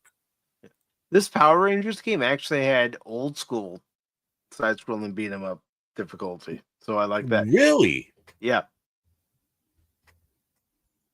And Moons of Madness, haven't played it yet, but I do plan to play it at some point. I like the name. Then there's My Hero and My Hero Academia, One's Justice 2, Myth Force. That's another game we got to get back to, Baron. Amen. Now that they've added a lot more stuff in there, it's like, okay. Now it's trying to figure out how to get back into the swing of things. I can help you. Okay, Cash. Yeah, do better next time. And Neverth, I haven't played it yet. I downloaded it because it looked interesting to me. And sometimes when I see a game that looks interesting to me and it's free, I'll download it. Yep. Same here. Yeah. And Nier Automata, I've got to get to playing that. And of course, Ninja Gaiden 2 Black. That was fun. That was a lot of fun. Once Human, yeah, it's okay. At least to me, it's okay. I don't mind all the crafting and anything. It's just okay to me. And of course, this is just an interactive experience, kind of like the one that they had made for Star Trek: The Next Generation, where you could go around the Enterprise D, go into engineering, go into the holodeck, go into 10 forward, go onto the bridge, go into the ready room. Yeah. It's kind of like way that. back in the day. Yeah, way back in the day. Yeah. And they've done a lot of updates to it now. So it's a little bit more than just, just the tour. I think you can actually do some things in there now. I'll have to re-download it and check it out. And then there's Starship Simulator. That's, which is awesome looking. Yeah. And, Party Animals, we played that. That was fun. Yeah, it was. Yeah, that was fun going around just whacking people. Like we do every day. Payday 2, that was actually free, so that's how I got it. Yeah. They actually do have free games on Steam sometimes. You got to look. Yep. Yeah, I've gotten a few off of there, and of course, I like to go to Epic and get stuff when they have their free games. Sometimes they have some really good ones, and I got some really good ones over there. Haven't played them yet. I haven't played anything off of Epic yet, but I got them there. They're free. They're waiting for them. Yeah, I'm thinking for October. I'm thinking of playing Resident Evil 4. Oh, there we go. And of course, Reaple's another fun one to play. I haven't tried this one yet, Ring Counter. This was another one that came out of those codes that Cash had, and he was handing them out to people, and he was trying to get a certain game, and it wasn't working for him. Yeah, Pummel Party is a fun game to play with people. Pummel Party sounds like Party Animals. Yeah, this game, if they patch it up, it could be a great game. An absolutely great game. Yeah. Looks beautiful. Yeah, I love the comic book style, but just the controls and everything. No. Yeah. But I'm not going to go through the whole list. He's got a big list, folks. Yeah. Yeah, I mean, we still have several more games to go through that I have. Yeah, I've been meaning to want to do Judge Dredd versus Death. Hi Max. You know what I want to do? Oh yeah. Space Marine 2. Yeah, I know. I gotta get practicing a little bit in case something does happen. Yeah, I got Payday 2. Cash was the one that was gonna push. Hey guys, get that. Okay. Mm-hmm. At least he was pushing me. I don't know. But yeah, Space Marine 2, definitely. Rogue Trooper, that's another one. That's another one from the 2000 AD series. Playthrough. I really like the comic too. I really do. I mean, I also have the Force Unleashed and the Force Unleashed 2. Yeah, I got those. Oh, I got a lot of the old. Well, of course, I got Resurgence, so I can either do that one. But I got the original Battlefronts 1 and 2. I got the new ones too. But I got them cheap, just like Bounty Hunters. You got me the remaster of Dark Forces. But At War Racer, you gave me that for my birthday. Thank you again. Galactic Battlegrounds, Fallen Order, the original Dark Forces I have in there too, so I can see the have the ashtray there. Yeah. Let's see. Jedi Knight Dark Forces 2, Mysteries of the Sith, Jedi Outcast, Jedi Academy, Knights of the Old Republic 1 and 2, Rebel Assault 1 and 2, Rebellion, Republic Commando, Rogue Squadron 3D, Shadows of the Empire. That was going to be my Jace. And I only got Star Wars Squadron because literally I got it for $2. Literally. When you can get a game for $2. Snag it up. Mm-hmm. Yeah, I may eventually play that there. I mean, it's so I did get it for the intent. Maybe I'll play it, even if it is new Star Wars crap. Starfighter, Republic Heroes, Force Unleashed 1 and 2. Of course, the Old Republic, which I haven't played for a while because they've really gone sucky over there. TIE Fighter Special Edition, X-Wing Alliance, X-Wing Special Edition, Balance of X-Wing versus TIE Fighter. Okay. A Starship Simulator. I like playing the X-Wing games and the TIE Fighter games back in the day. Right. I don't have as many Warhammer games. Of course, Bolt Gun, which will get played here. Space Marine 1 and 2. That Gladius. Of course, in Dawn of War 1 and 2. And that was that Gladius one. That was another free one. Yeah. It's not now. It's not now. So I know it's not now. Mm-hmm. We got it when it was a special. It was free on Steam. Yep.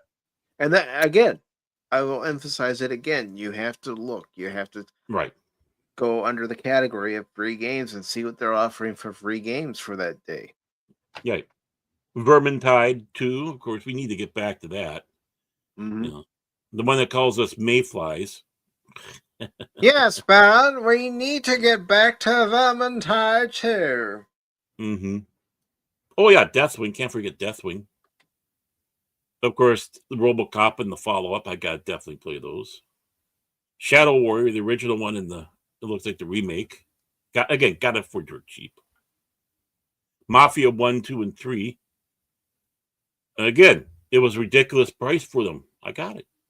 Mm-hmm. That's what I usually wait for. Oh, then there's Garbage. That one of those that Cash gave me. I don't think you should be hauling garbage. I think you should be hauled away as garbage. Yeah, I got the Delta Force 2. I just never played it or downloaded it. But I know you have it. I don't know about Cashola. I don't know. Yeah, my game list isn't as extensive as yours, obvious, but doesn't bother me. Well, I've had my Steam account for a while, so that's just been over a period of time that I've purchased those games. Oh yeah, there it is. It says Jump Space update queued. So I'll do that later. Same thing with my car dealer simulator. But before we wrap it up here, Baron, is there anything you would like to promote? Squirrels. No. Well, let's see. Tomorrow at between 6 and 6:30 Central Daylight Time. Why? Well, the guy who runs the show is Norwegian, so you don't know exactly when it'll start. but it's Jace Fox's 540 studio, The Beyond. That's right, it's The Beyond with your host, the aforementioned Jace Fox, as well as Prismatics, as well as the Kilted Cajon, as well as let's see, Hoshi. He might, he might show up. Whoopa troopa, maybe he will. Tom, the Techno Sapien Geek, Cash Monet, and myself. So please join us over there again, starting between 6 and 6:30 Central Daylight Time. It's The Beyond. Monday, again at 5 o'clock Central Daylight Time. I hope to continue the Chronicles of Contraband Police, where I'm keeping the border safe and proving to Mike that yes, we have safe cigarettes and we have cold vodka. Keep telling that story. Keep telling that story. Well, that's what Arkov tells us. He's dear leader. He would never lie to us. So you want to bet on that? So please join us over there on Baron Orman Tagge's Phantom Legacy. That's my channel. And partake in the watching it 5 o'clock Central Daylight Time. Expect some drops coming from Pops with our show. First time watching, or there should be a little subtitle. Been a long time since we watched it. The last two films that we looked at, they won't be together in one show, but we filmed them at the same time. Is Wolfen with Albert Finney and Edward James Olmos, and you get to see a lot of Edward James Olmos in that film, and it was part. Yeah. Nothing has Edward James Olmos as an actor. You just see too much of him. Yeah. We needed some manscaping. If you know what I mean. Yeah, and the thing is, I forgot to bring up some points on the show. I'll bring it up right now. But the music was done by James Horner, and you could really hear that influence. It was, of course, a year before Star Trek II, The Wrath of Khan. But you could really, you could almost pick up and lift. If you were doing fan films and you wanted to have the James Horner sound for your fan film, use the Woven soundtrack, because you'll not only that soundtrack, but also Aliens. Yep, Aliens as well. So just some hints out there. James Horner could sometimes be a bit of a copycat of himself. And there was another interesting thing about that Wolven too. I wanted to drop when we're talking, but whatever. The other one was The Frighteners with Michael J. Fox, and that was a fun one. So I don't know which one's coming out first. It's part of Poptoberfest, the October one, and we're getting ready for the next ones. Lake Placid. And what was the other one? God, I better remember what the other one was. You'll find out. Plus, a little short came out. If you didn't know, go over the Pops. But we're talking about upstanding people that are actors and actresses. So that's my journey with Pops. I can't say out. Yeah, that one's already out. I haven't watched it yet myself. I'm afraid to, because I think I look like an absolute stumblefutz through that one. I haven't seen it yet. But yeah, it's talking about like Carol Burnett and people like that they are who they appear to be. These are actually good people in Hollywood. So, and I think we touched on, of course, Star-Lord. Oh, God, I hate when I have Pratt.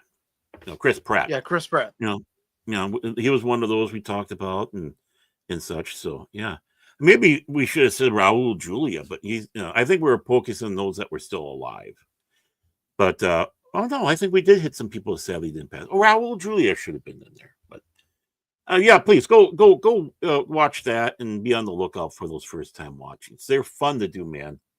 I have a blast with Pops. And his daughter, expect to see her a little bit, because I'm going to try working with her and get her channel going. So nice, very nice. And of course I think there we go. Anything else? I don't think of anything else. Oh, everything else is because of you, but I could have brought it up. But why should I? It's your stuff. Do your own work, man. Well, don't worry, I will. Jeez, man. Yeah. So back to you, Mike. But again, before I promote what's coming up on the channel for tomorrow, I do want to take the time to thank Lady Mist for being here tonight. Thank you, Lady Mist. Tree Rock, thank you for being here tonight. Shane, thank you for being here tonight. The Padawannabe, thank you for being here tonight. DJ Ronnie G, thank you for being here tonight. The Long Suffering Miss Tag, she's always got to check on Baron Yeah. and see how outrageous he might be. I think I And behaved pretty well today. we also had Godzillionaire here tonight. Tim was here tonight. Jace was here tonight. And also Gary was here tonight. Thank you all very much for being here. And just to let everybody know what's coming up on the channel for tomorrow. I haven't scheduled it over on the Rumble side yet. But tomorrow I will be playing Black Myth Wukong for the first time on stream. I played a little bit offline, not much of it, but I'll be playing that tomorrow at 5 You've p.m. talked Eastern. so much about that game. Yeah, you talked so much about that game. I thought you already had started playing that game. I only played a little bit of it just to get the feel of the controls and how the mechanics work in the game. Yeah, because I know you were bragging about it, and you and Cash were going back and forth about it and all that. And I'm just sitting there going, okay. So my plan for tomorrow is to try to stream it on YouTube, Rumble, and X. If I notice any issues when I start the stream, I might have to pull it from 2 out of those 3 platforms. So more than likely, it'll be Rumble and X if I have any issues, and I'll still be streaming on Rumble. No, I mean YouTube. But eventually, I'll have that gameplay uploaded to at least Rumble if that issue happens. I'm hoping it doesn't. But with the way they've been working on the internet around my area lately, I don't know. Rooting for you, man. Yeah. And then, of course, we'll have the Sunday edition of Pop Talk next week. We'll definitely have more WrestleQuest next week, probably more Black Myth Wukong next week. And, I honestly do not remember mortar attacks in wrestling.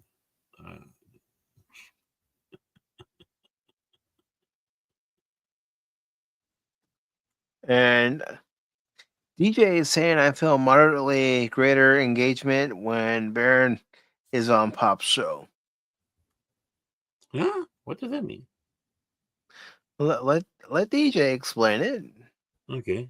Loki too. Well, I mean, Mhm. Loki's engaging. He Yeah. acknowledges everybody, and Yeah, Loki, Ironcaster, and Squeakamouse. They all do something with Pops. Kind of. yeah, they do the talk hard on Tuesdays where they're Right, talk highlighting hard. the movie.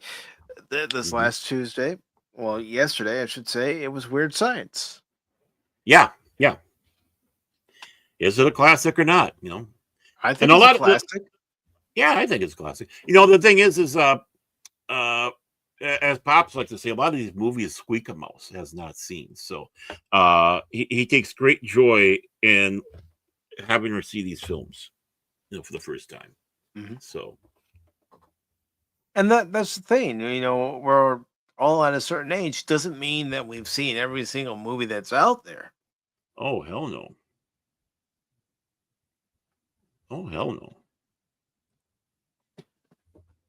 But everybody, thank you for joining our special guest tonight, 24/7 Fusion Media.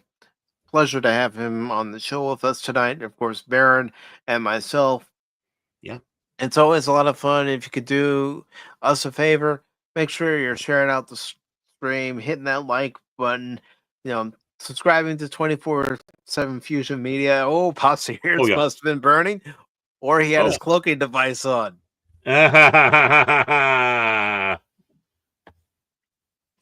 And Pops says, Pops. we try, Ronnie. It's hard to juggle sometimes, but I'm blessed with great people. Yeah, there are great people on YouTube, and that's what you have to focus on is the people who do show genuine support. Yeah, I mean, just look at Talk Hard. We just sit right there. Besides Pops, Ironcaster, Loki, and Squeakamouse. I mean, what great people they are. So Loki's loud, but so am I. Just hit me up at any time, Pops. As long as I know enough in advance, I'll make sure not to schedule a stream for any of the days that I normally stream, which are on Sundays, Tuesdays, Wednesdays, Thursdays, and then every other Saturday for the Adventure Continues, the Star Trek discussion, which the next one is coming up, and we will have a guest that will be joining Baron and Cash as guests too, as we talk about the series premiere of Star Trek Voyager Caretaker. We'll be talking about it. We'll be watching the episode, and how fitting. The 30th anniversary of Voyager was back in January, so why not watch the series premiere 30 years later and see what we think? Well, yeah, and again, I don't think it's any secret that Voyager is really the low one on the list for me when it comes to the original Star Trek series. Mm-hmm. But the oddity about series premiere, though, yeah, I think that's the best pilot that Star Trek had in the new era. I'm leaving the original series out because of all the convoluted things that was happening with that. But Encounter at Farpoint, the Emissary, that one, of course, and then was it Broken Bow for? Yeah, it was Enterprise? Broken Bow for Enterprise, and then of course we had Caretaker for Voyager. Yeah, Caretaker, and I say Caretaker with the Emissary just a little below that. So for this era, so yeah. But I'm looking forward to talking about that episode. I have reached out to somebody about October 18th for that episode of The Adventure Continues, the Star Trek discussion. And I've also reached out to somebody for November 1st for that episode of The Adventure Continues. Definitely. I'm still working on not being such a Trek noob. Well, Pops, let me ask you this. I do these Star Trek streams every other Saturday. One, what does Saturday work for you? And two, of the Star Trek episodes that you've seen, I want you to decide if a Saturday would work for you. Which one you want to discuss? I was going to sit back. I'd like to have you on. Yeah, I was going to say, Pops, what do you want to know? He can ask you. He can ask me. He can ask your portal. He can ask Loki. I mean, we're all here. We all have information. Yeah. We all have something with Star Trek that we lean toward more than others. Yeah, I like the ships. And he says Saturday is rough. Ooh. I'm on season 2, episode 2. Finished a mock time. And just did a video. Great episode. Yeah. Well, you know what, Pops? I would love to have you on The Adventure Continues, even if we have to record it and give our recorded reaction as we're watching it live. This is something I have been thinking about. I'm not bullshitting anybody when I say this. If I've ever had to record an episode of The Adventure Continues Star Trek discussion, of course, you'll get our reaction as we're watching the episode and commentating on the episode. But when it airs on that Saturday, I will make sure that I'm actually there. So anyone who wants to watch the episode along with the recording of us talking about it can watch it in Cosby. Damn, you're smart.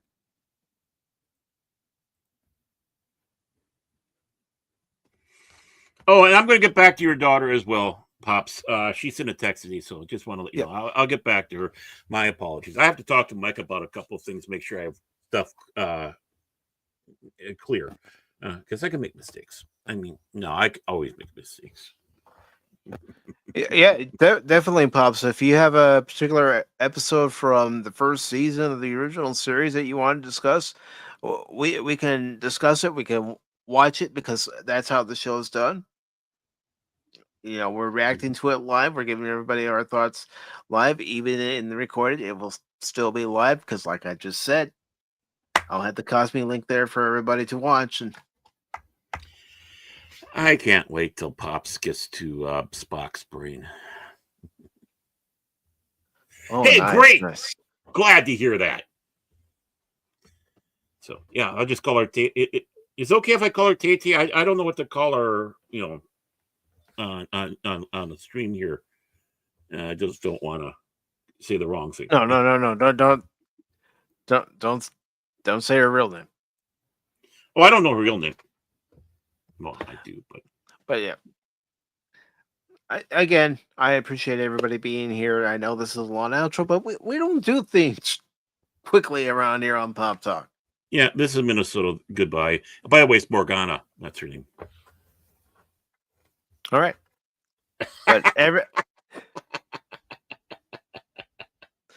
But everybody, thank you. I hope you have a good Wednesday night. Make sure you're subscribed to 24/7 Fusion Media, Baron, Cash. Subscribe to Pacific414. And remember, don't ever give up on me in a game. And I'm not just a baseball guy. I'm an all-around guy. Have a good night, all. Thanks, Pops. Thank you, Pops. Autobots, transform and roll out.